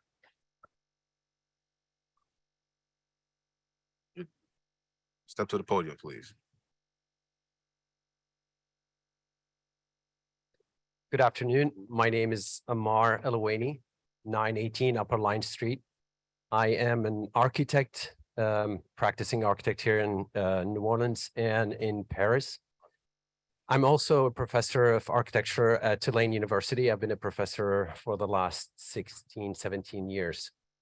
I am in favor of this project. I think we all have responsibility as architects, as citizens of the city to preserve what is historic. As you heard it, this building was built as its first function was a stable, and it has moved to different use since that time. And with the different use come different ways of understanding the building. I don't think we need to freeze architecture in time to make it relevant. Cities evolve. If you look at cities like Paris, Paris is a very historic city. They make a lot of changes in the city. It's not something that is frozen in time.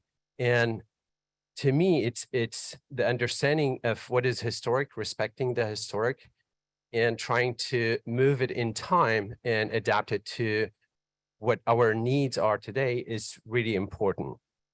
Again, the addition of the gallery is in no way something that will disfigure this building. It is a very important building. I believe that it is a very beautiful building, but we need to respect it and do the necessary changes when they are needed. This is how, as citizens of this beautiful city, we can support keeping it a historic city that people will come back and see how it evolves and change over time with respecting its history. Thank you very much. Thank you. Any other comments in the audience? I called you, Ms. Nikki. All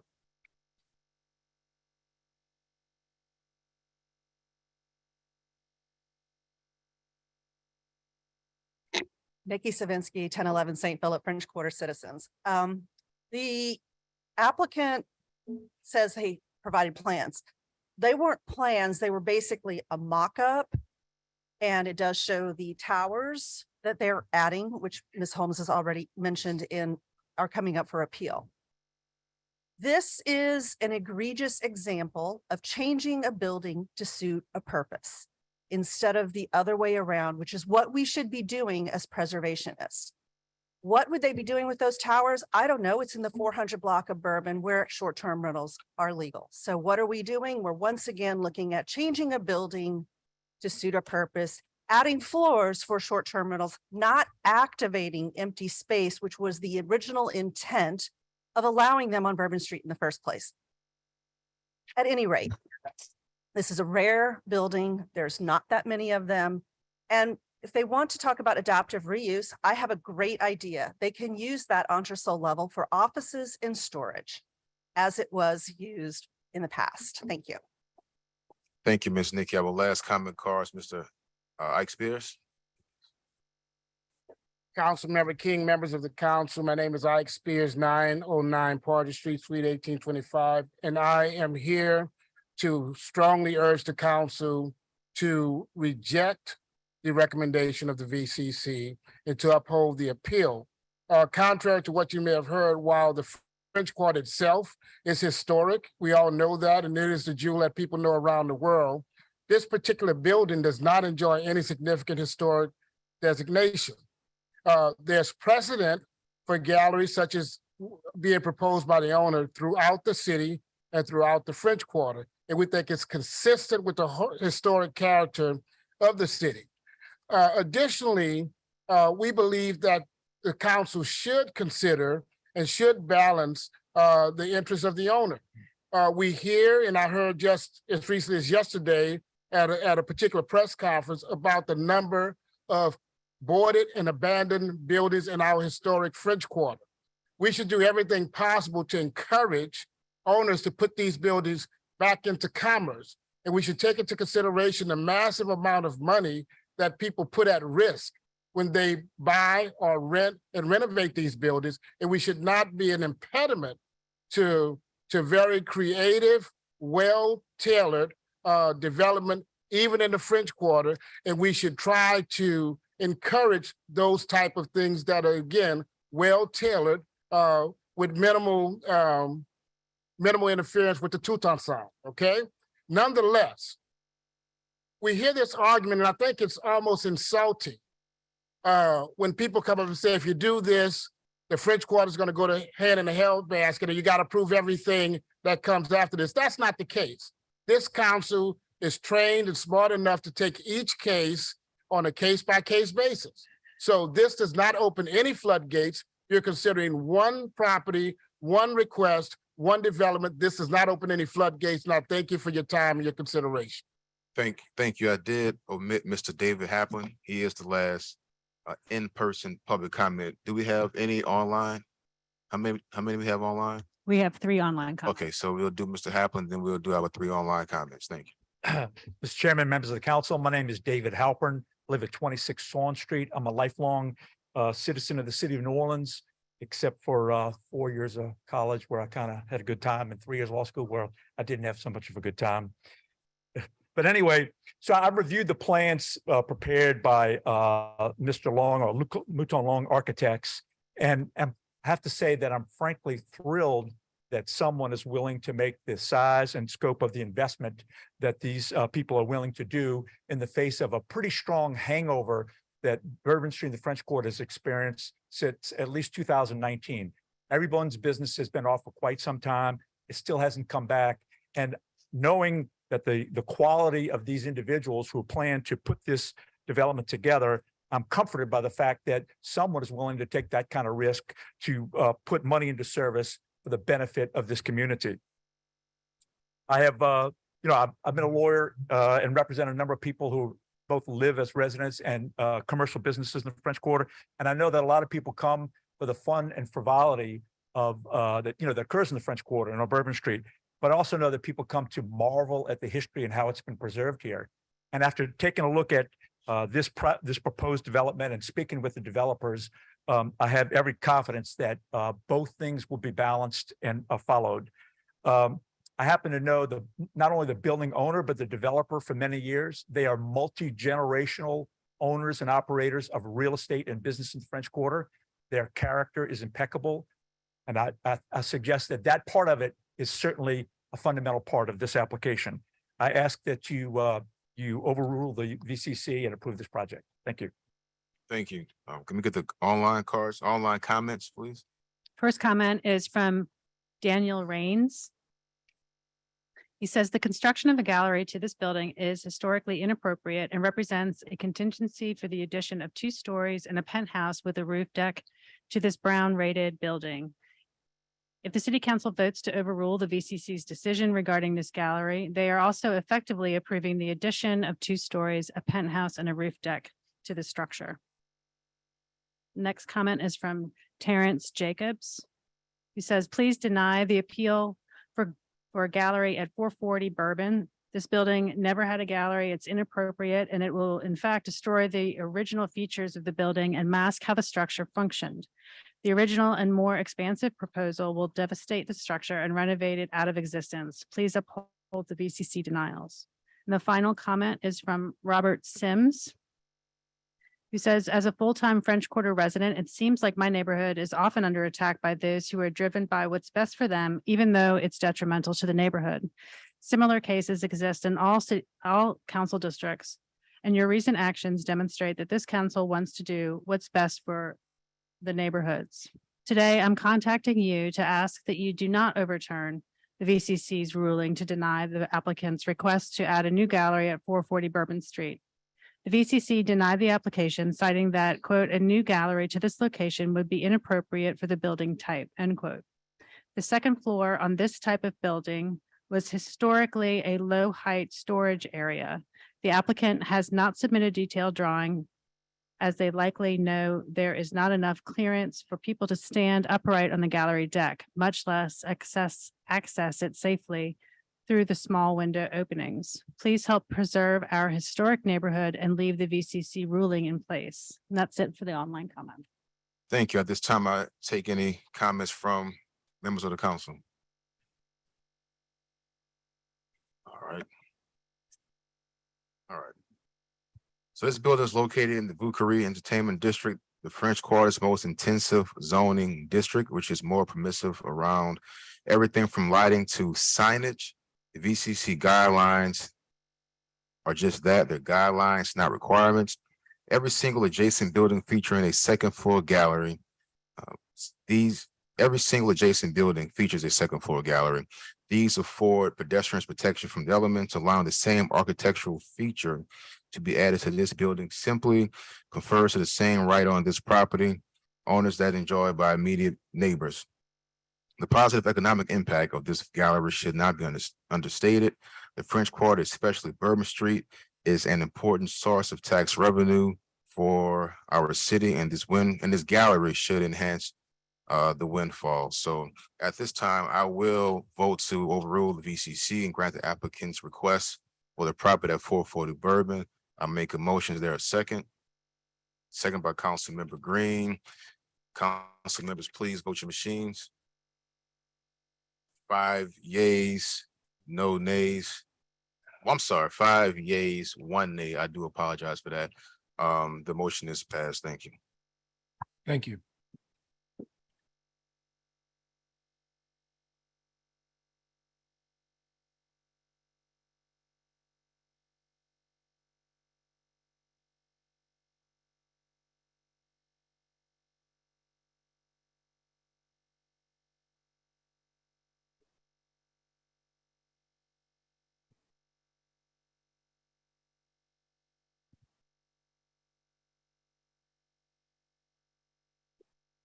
Council members, we're now going to page 21. Zoning docket 6422 has been deferred to December 1st. Page 22, a legislative group in all matters. Zoning docket 7222 and motion M 22498 has been deferred to December 1st. On top of page 23, legislative grouping, zoning docket 7422, Fad Hill 2 LLC, Fad Hill 2 LLC.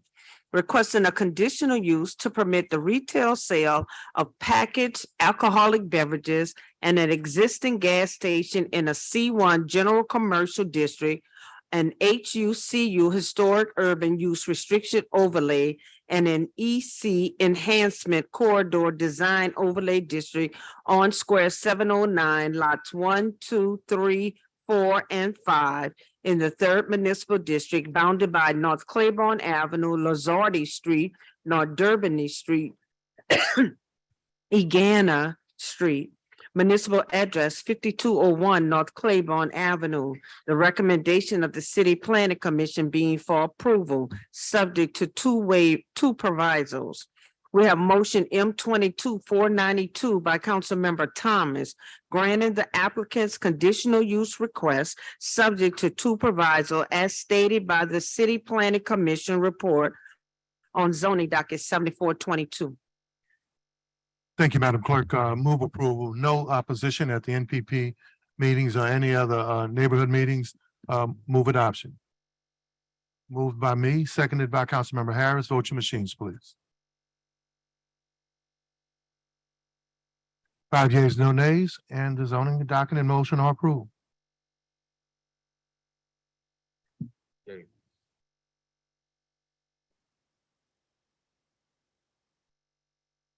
Vote is a yay.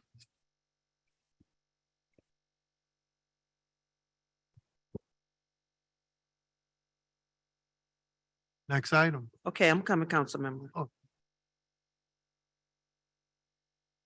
We're now on top of page 24. We have a legislative grouping zoning docket 7522 Iron Skillet LLC, requesting a conditional use to permit the expansion of an existing standard restaurant in an HUB1A historic urban neighborhood business district and an HUB1A use restriction overlay district located on square 160 lot 7 in the 6th municipal district bounded by Louisiana Avenue, Laurel Street, Toledano Street, and Constant Street. Municipal addresses 901 through 903 Louisiana Avenue. The recommendation of the City Planning Commission being for approval, subject to four provisos. We have motion M22-489 by Councilmember Harris, granted the applicant's conditional use request, subject to four provisos as set forth by the City Planning Commission on zoning docket 7522. Thank you, Madam Clerk. This motion approves a conditional use to expand an existing restaurant. Will you brief us on the CPC report? Sure. Thank you, council member. This is an application to expand a Chick-fil-A restaurant on Laurel and Louisiana. The proposal is to demolish the rear part of the building, replace it with a contemporarily designed camelback, which would provide additional dining, office, and support space. It would only increase the restaurant's seating capacity by about 20 guests. Not a lot of impact due to the small scale, and really it just allows the restaurant to better serve its customer base. No opposition was expressed at the Planning Commission meeting. And I'll also note that this is within an HDLC district. So probably the most impactful thing, which is the design of the addition, will be regulated through the HDLC. And so given all of that, the Planning Commission recommends approval with 4 standard provisos. Thank you. We have one public comment, Ron. Ron Lazel, Weber Consulting, 2131 Bienville. Thank you so much, council member and council members, for all you do, and also city planning staff.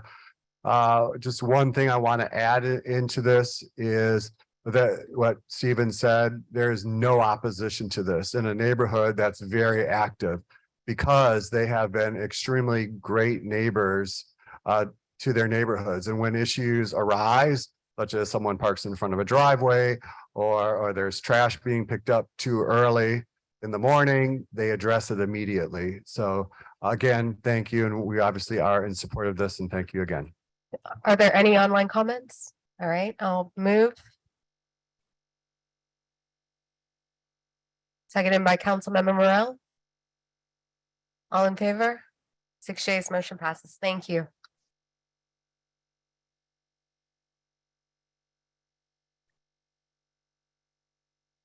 We're now on top of page 26. All matters zoning docket 7822 has been deferred to 12-1. Zoning docket 7922 has been deferred to 12-1.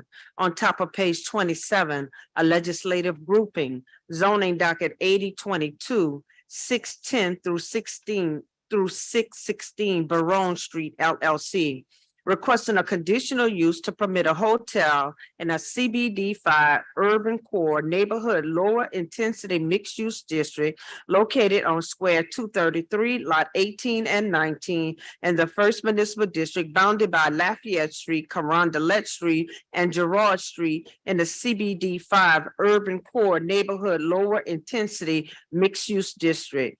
Municipal addresses 610 through 616 Bourbon Street. The recommendation of the City Planning Commission being for approval, subject to 5 provisos. We have motion M22-490 by Councilmember Harris, granting the applicant's conditional use request, subject to 5 proviso as set forth by the City Planning Commission on zoning docket 8022. Thank you, Madam Clerk. This motion approves a conditional use for request for a hotel in CBD 5. As noted in the CPC report, it would be approved under the new text amendment. Can you brief us on the CPC report? Yes, thank you, council member. This is a proposal to convert 2 adjacent historic commercial structures in the 600 block of Bourbon Street into a single hotel spanning both structures, containing 17 suite style units with 46 guest rooms in total. As we've discussed today and at other meetings, the CBD5 district is really tasked with balancing the commercial uses, including hotel uses that can contribute to its vibrancy, with the residential uses that also give it character. And so I think, as you noted, we have new regulations that seek to achieve this balance in a stronger way than the regulations that have existed in the past have. And this proposal is consistent with those new regulations. This is a historic commercial structure, would be the only hotel on the block, is not a conversion from a residential. So it checks the boxes of those new residentials that those new regulations that support the hotel. And so with that being the case, the Planning Commission is in support and recommends approval with a number of standard provisos. Thank you so much. We have Nicole Bell. Good afternoon, Nicole Bell, 800 Bourbon Street, here on behalf of the applicant. Again, I want to thank City Planning Commission for their thoughtful analysis of this project under the new standards. I want to note that this request did receive unanimous approval with no opposition. The property owner is committed to being a good neighbor, and I'm available to answer any questions. The property owner is here as well. Thank you. Any question from any council member? Any online comments? Okay, if not, I'll move. Seconded by Councilmember Green. All in favor? 5 yeas, motion passes. Thank you. 6 with Morel. We're now on top of page 28, a legislative grouping, zoning docket 8122, Had Rain Properties LLC, requesting a conditional use to permit a commercial short-term rental in a CBD5 urban core neighborhood lower intensity mixed-use district, and the rescission of ordinance number 17,249, zoning docket 6195, located on square 257, lot 88 or 2 or 11, and lot 87 or 81 in the first municipal district bounded by Julia Street, Bourbon Street, Girard Street, and O'Keefe Avenue. Municipal addresses 933 through 939 Julia Street. The recommendation of the City Planning Commission being for approval, subject to 5 provisos. Madam Clerk? Yeah. To interrupt you, we are going to defer this to 12-1. Oh, okay. Wow. On page 29, zoning docket 8222 has been deferred to 12-1. On page 30, all matters, street name change number 222 and street name change number 322, both have been deferred to 12-1. On top of page 31, All matters, ordinance calendar number 33,866 has been deferred to 12-1. Ordinance calendar number 33,885 has been deferred to 12-1. On page 32, all matters, ordinance calendar number 33,886 has been deferred to 12-1. Ordinance calendar number 33,893 has been deferred to 12-1. On top of page 33, ordinance calendar number 33,937 has been deferred to 12-1. On page 34, a legislative grouping, ordinance calendar number 33,945 by Councilmember Moreno. An ordinance to amend and reordain chapter 14, sections 14-1, 14-306, 14-307, and chapter 30, section 30-70, and ordain chapter 14, sections 14-308 through 14-314 to create live entertainment permitting regulations and otherwise to provide with respect thereto. And there is an amendment to ordinance calendar number 33,945 by Councilmember Moreno. In section 2, replace lines 36 through 53 with the following. 1, for live entertainment conducted indoors, whether or not admission is charged or fee exceed in any manner per year.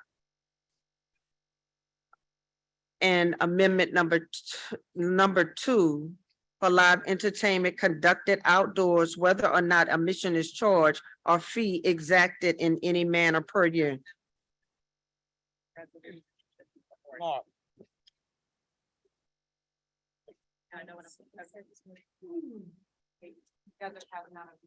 That's an amendment.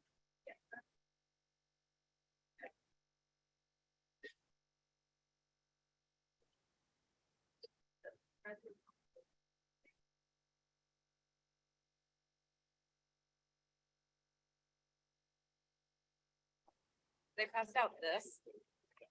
Have been had the same ordinance number, but that's. Yes, this is for the wisdom.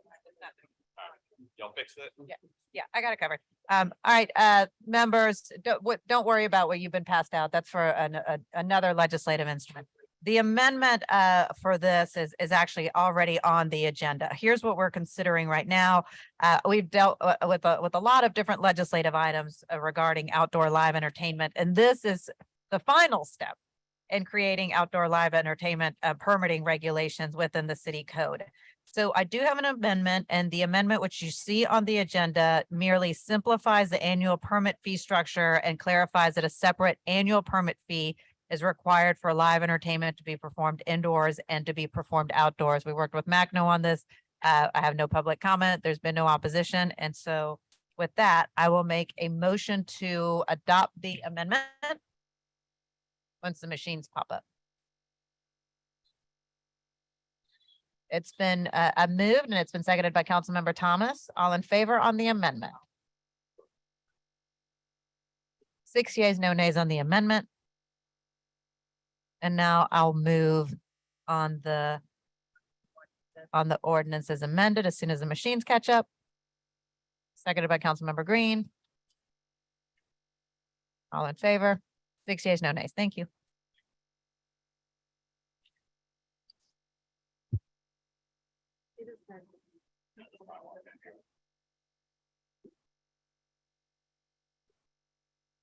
We have ordinance calendar number 33,947 by Councilmember Morrell, an ordinance to ordain section 70-10 of the Code of the City of New Orleans relative to the approval and execution of City of New Orleans contracts valued at more than $1 million or having a term of more than 1 year by the city council and otherwise to provide with respect thereto.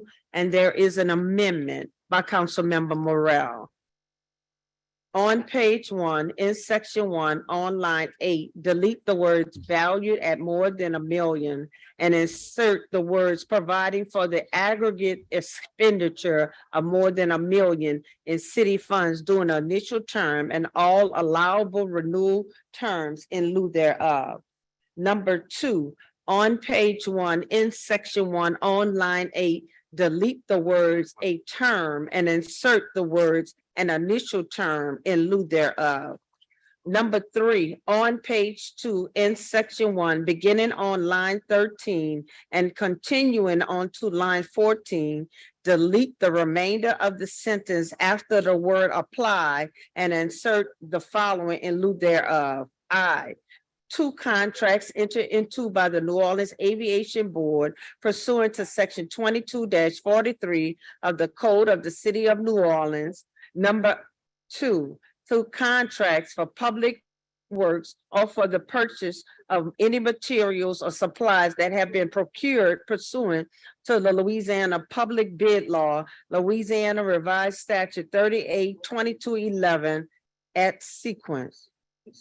Or 3, to contracts providing for the expenditure of more than $1 million in city funds that are executed within 60 days of a declared state of emergency and relate directly to the emergency. Number 4, on page 2 in section 1 on line 15, insert the words or agency head managing the emergency agreement governed by this subsection after the word department. Number 5, on page 2, after the end of section 1, insert the following. The requirements of section 2, the requirements of this ordinance shall apply to any contract entered into, renewed, or extended on or after January 1st, 2023. That is the amendment. Thank you, Madam Clerk, members. So just to reiterate, the amendment was done in concert with both council members who expressed concerns as well as addressing with some of the department heads. In particular, as Mr. Green would appreciate, the New Orleans Aviation Board is already governed under both state, federal, and city contract code and statutes, and essentially operates purely under a public bid law circumstance. We took out public works purchases as well as public bid law because those are already held to the strictest stringent standards and are awarded based upon public bid law, which is already in the code. And we also provide an exemption for those contracts that are entered within 60 days of an executed emergency to not impede any contracting necessary for said emergencies. That is what the amendment does. Also, the final amendment at the end, after speaking to our chief of staff, there would be a necessary time period for us to be able to implement this both by rule and both by practice as a council going forward. That's what the amendments do. I see no questions. I move on the amendment. Motion and seconded by Councilmember Green. Please vote your machines. 6 yeas, no nays. The amendment is adopted. On the underlying bill, members, this bill is very straightforward. We simply want the council to have the ability in certain circumstances that when the city is entering into large and especially multi-year large contracts that are not public bid contracts or in that previous criteria, that the council have to approve said contracts insofar as we are ultimately responsible for funding contracts and balancing the budget to pay for said contracts. And if nothing else, we've seen through the course of the drama and the pageantry of the sanitation kind of issues that we've had thus far, had the council been engaged in that process while the contract was being negotiated, a lot of the drama that occurred could have been avoided. So essentially, that is what this does. It simply puts the council as a whole in the position of having to agree to and ratify certain contracts. That's what the bill does. Are there any public comments? I don't see any online comments. None. I will move. Can I get a second? Seconded by Councilmember Harris. Please vote your machines.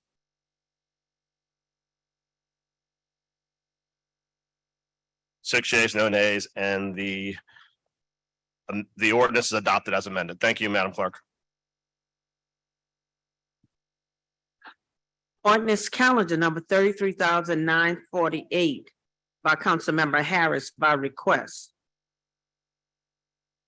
An ordinance to authorize the mayor of the city of New Orleans to enter into amendment number 1 to a previously executed cooperative endeavor agreement between the city of New Orleans and Odyssey House, Louisiana, Inc.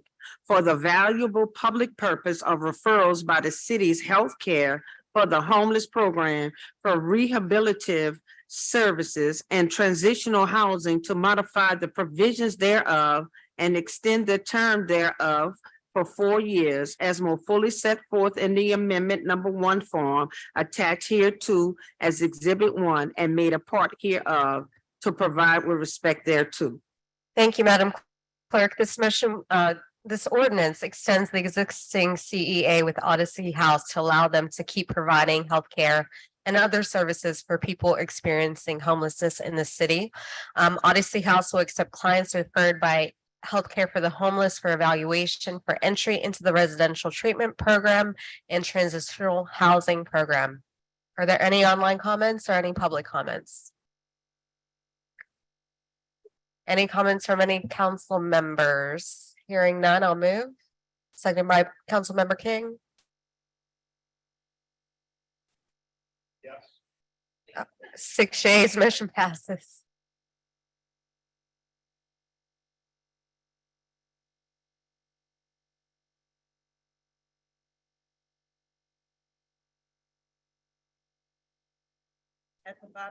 At the bottom of the page, ordinance calendar number 33,949 has been deferred to December 15th. On top of page 36, ordinance calendar number 33,950 has been deferred to December 1st. Ordinance calendar number 33,952 has been deferred to December 1st. On page 37, all matters. Ordinance calendar number 33,953 has been deferred to December 1st. Ordinance calendar number 33,954 has been deferred to December 1st. On page 38, all matters. Ordinance calendar number 33,955 has been deferred to December 1st. Ordinance calendar number 33,956 has been deferred to December 1st. On top of page 39, all matters. Ordinance calendar number 33,957 has been deferred to December 1st. Ordinance calendar number 33,958 has been deferred to December 1st. On top of page 40, ordinance calendar number 33,959 has been deferred to December 1st. Ordinance calendar number 33,960 by Councilmember Jeruso adding Councilmember Harris. We have an ordinance to temporarily waive certain fees, permit fees, and requirements within and around the Lafitte Greenway Plaza located at 3200 Lafitte Avenue, New Orleans, Louisiana, in conjunction with the Big Easy Bicycle Fest event on Sunday, November 6, 2022, from 10 a.m. to 5 p.m. to specify the duration and boundaries of said waiver and to provide otherwise with respect thereto. Mr. Burnside, do you want to come up? Or can I just say what you're going to say for you? Mr. Burnside opposes any and all fees waived. He thinks that the city should at least get partial fees in any fee waiver situation. Is that correct?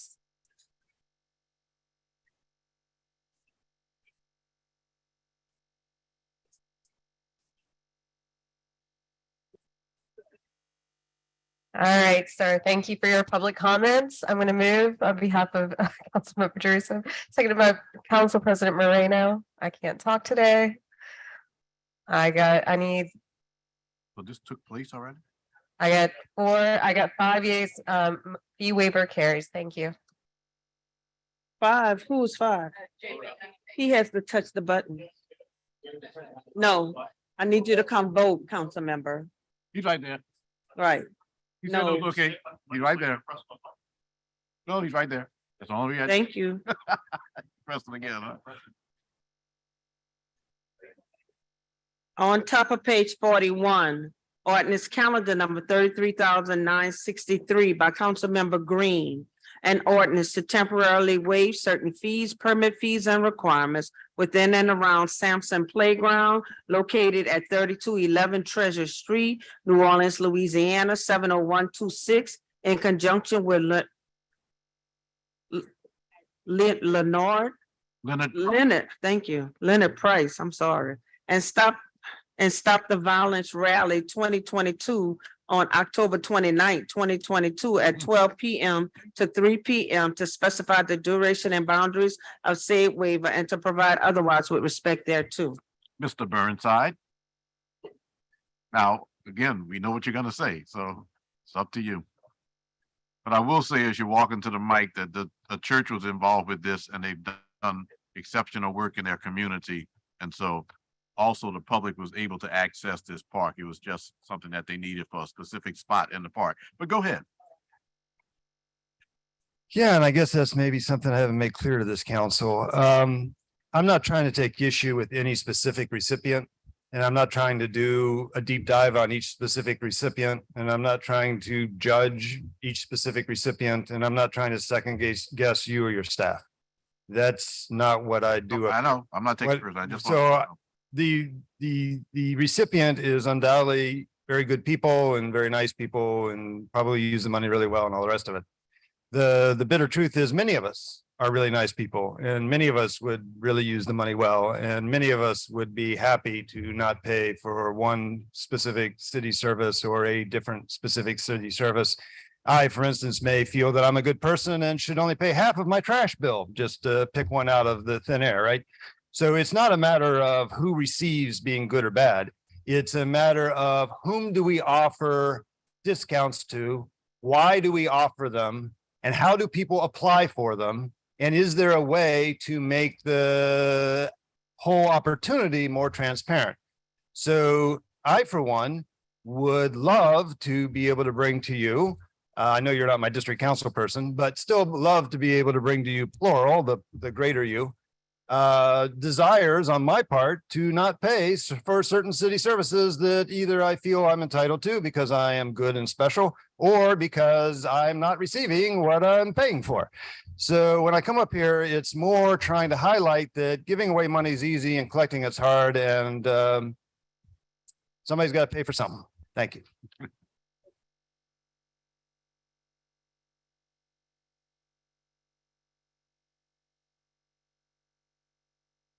Yes. Oh, I'm sorry. I'm sorry. I'm daydreaming. Yes, I'm so moved to approve calendar ordinance number 33963. I have a second by Council President Moreno. Please vote your machines. Aye. Aye.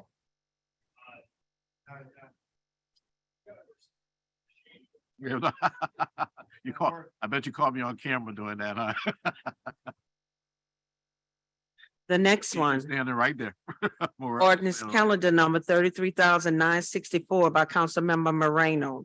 An ordinance to amend section 70-415.303 of the Code of the City of New Orleans and otherwise to provide with respect thereto. Thank you, Madam Clerk. All right, so the council last term through our FRP process had taken some federal dollars and with the work with the Alliance for Affordable Energy, you put that money toward helping people with gas arrearages in their utility bills.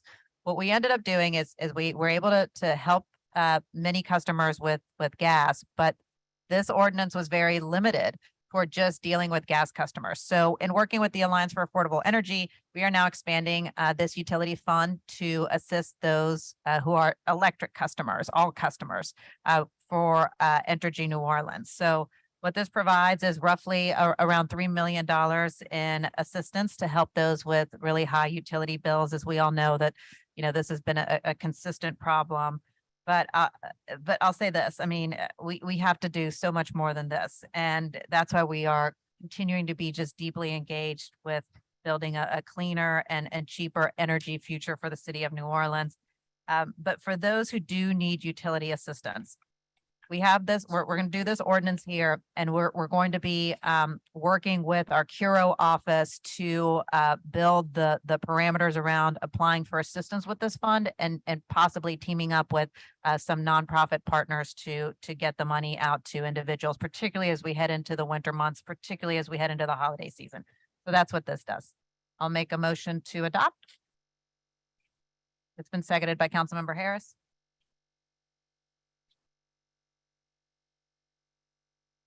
5 yeas, no nays.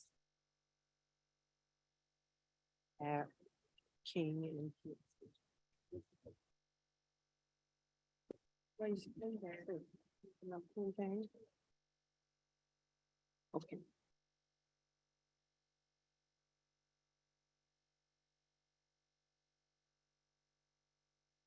At the bottom of the page, we have ordinance calendar number 33,965 by Councilmember Thomas by request. An ordinance to authorize the mayor of the city of New Orleans to enter into a cooperative endeavor agreement between the city of New Orleans and Goodwill Industries of Southeast Louisiana for 18 months to implement the jail release navigator initiative within the city's safety and justice challenge plan to provide release planning services for high-need individuals who are repeatedly booked into the Orleans Justice Center who also suffer from mental illness and substance use disorders and otherwise to provide with respect thereto. This conflicts the CEA between the administration, the MacArthur Foundation and Goodwill for reentry programs for these specific services, long overdue, much needed.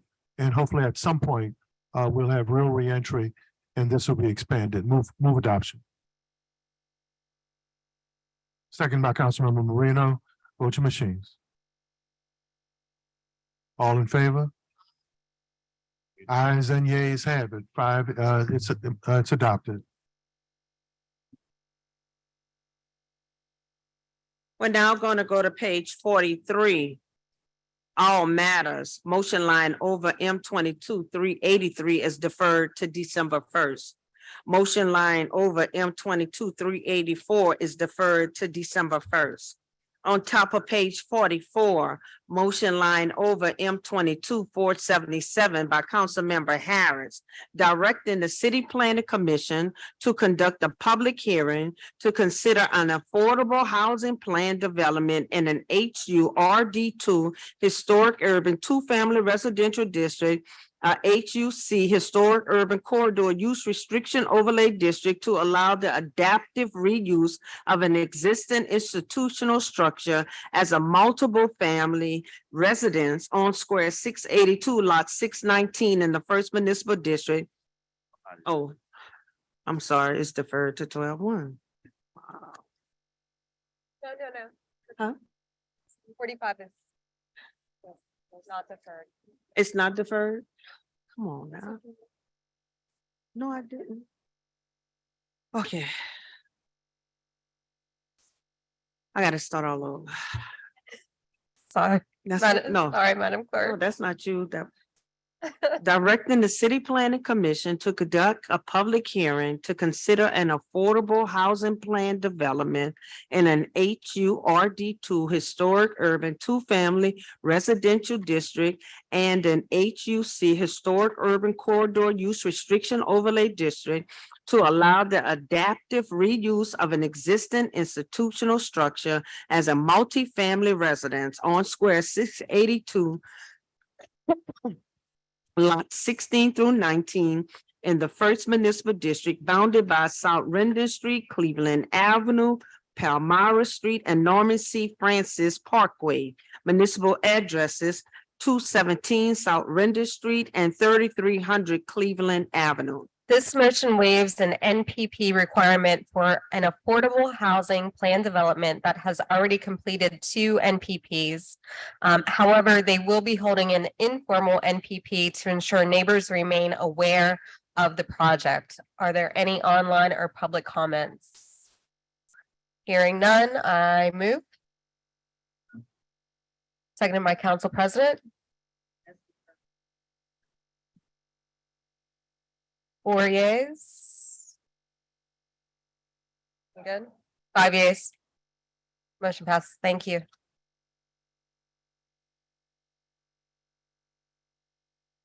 On top of page 45, motion M22-494 by Council Members Moreno and Harris, authorizing and directing the council president execute a professional service agreement with the Jesse Chan Research and Consulting for a term of 1 year with up to 4 allowable one-year renewals and containing such other provisions as may be necessary or desirable to accomplish the purpose of this motion. Thank you, Madam Clerk. As you all may recall, the council authorized a comprehensive assessment of programs that the city or the court puts forward to assist at-risk youth. Myself and Councilmember Harris really believe that the services greatly need to be increased and expanded. We need new investments in the well-being of the children of New Orleans and their futures, but fundamentally, we need to know exactly how to target these investments for success. So we had put out an RFP for this type of particular assessment, and these are the respondents of this RFP, and it's been analyzed by the review panel, and these are the ones who are moving forward for approval to do this particular assessment. Do you want to say anything, Councilmember Harris? No? All right. So with that, it's been moved by Councilmember Morrell, seconded by Councilmember Harris. Just waiting on the machine. All in favor? Aye. 5 yeas, no nays, Madam Clerk. At the bottom of the page, Resolution R 22-495 has been deferred to December 1st.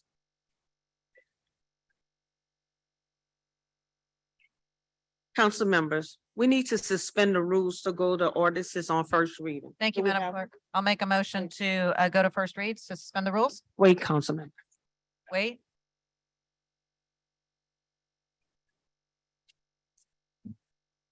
Okay, hang on 1 second, everyone.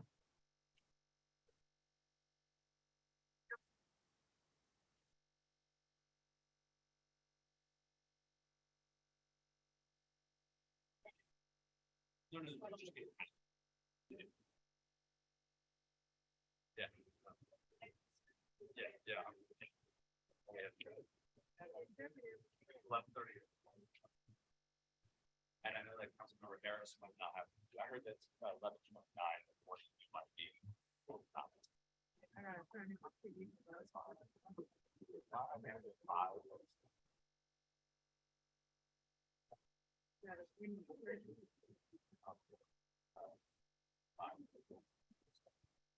We're waiting on the first reading. For them to come to me, and they're getting the ordinances ready for you. Make sure it's all right.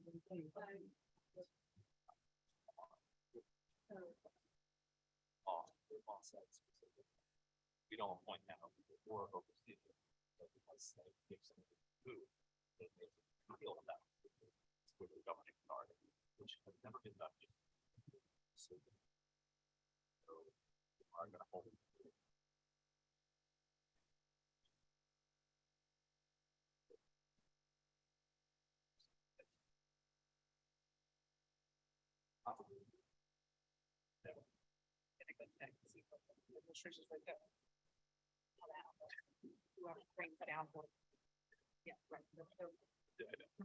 Anyway, so we're gonna hold a hearings. There seems to be like.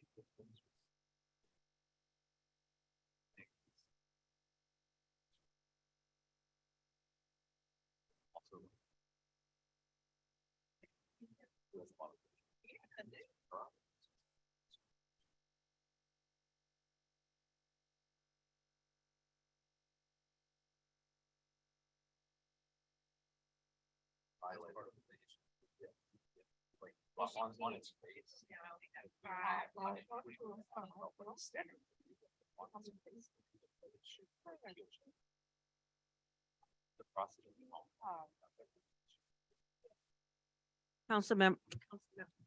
Council members, we need to suspend the rules to go to ordinances on first reading.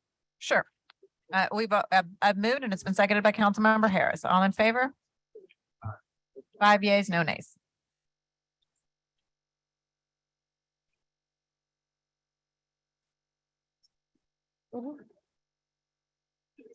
Ordinances on first reading. Ordinance calendar number 33,969 by Councilmember Green, an ordinance to affect the zoning change from an HURD2 historic urban two-family residential district to an HUB1A historic urban neighborhood business district and an RDO2 residential diversity overlay district and a small multifamily affordable short-term rental interim zoning district. Zoning docket number 7722.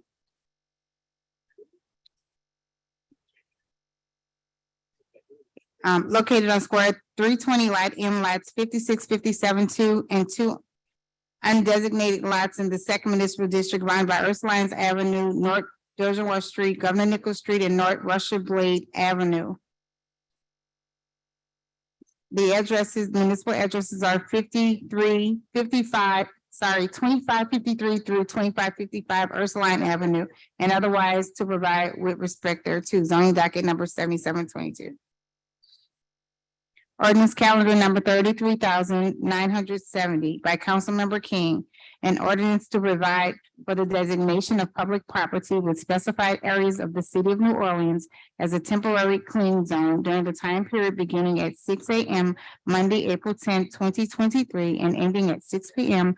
Monday, April 17th, 2023, relative to the use of these public areas in conjunction with the 2023 French Quarter Festival and during the time period beginning at 6 a.m. Monday, July 31st, 2023, and ending at 6 p.m. Monday, August 7th, 2023, relative to the use of these areas in conjunction with the 2023 Satchmo Summer Fest and related activities and events produced by French Quarter Festivals Incorporated, to provide for the temporary prohibition of certain permits within the clean zone areas, to provide for the temporary prohibition of transactions of certain business and or commercial activity in the clean zones area, to provide for the establishment of one or more public participant areas, to provide for the establishment of fines and penalties for violations of this ordinance, to establish the clean zone as one, the area within the French Quarter as defined in section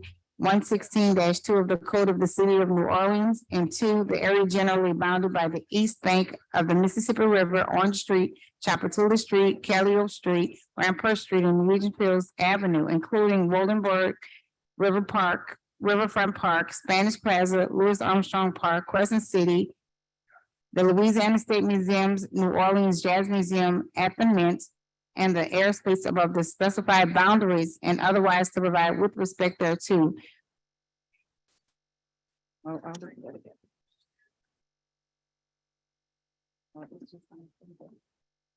Ordinance calendar number 33,971 by Councilmember Moreno. An ordinance to amend and reordain Article 20 of the Comprehensive Zoning Ordinance. Ordinance number 4264 MCS as amended by ordinance number 26,413 MCS and subsequent amendments to clarify use standards with respect to outdoor living, entertainment, secondary use, and otherwise to provide with respect thereto. Zoning number 3022. Zoning docket number. Ordinance calendar number 33,972 by Councilmember Thomas by request. An ordinance to authorize the mayor of the city of New Orleans to enter into a new cooperative endeavor agreement, CEA, with GBGC LLC doing business as Gulf Coast Gun Busters for the public purpose of disposing and confiscating weapons being stored in the New Orleans Police Department's Central Evidence and Property Section, CE&P, with the continuity of services as more fully detailed in the CEA form attached hereto as Exhibit A, and otherwise to provide with respect thereto. That's it. One more. Ordinance calendar number 33,973 by Councilmember Green. An ordinance to amend section 162-842 of the Code of the City of New Orleans to increase the maximum airport shuttle fares and otherwise to provide with respect thereto. Those are all the matters on the consent, that's our first read. All right, sounds good. Let me get a motion to adjourn. Moved by Councilmember Morel, seconded by Councilmember Harris. So the rules are we got to vote on machines here. Everybody vote. Eugene, come vote your machine, please, so we can adjourn. Oh, where is that one? Waiting on you. Press that button, Eugene. Okay. All right, 5 yeas, no nays. We are adjourned. Thank you.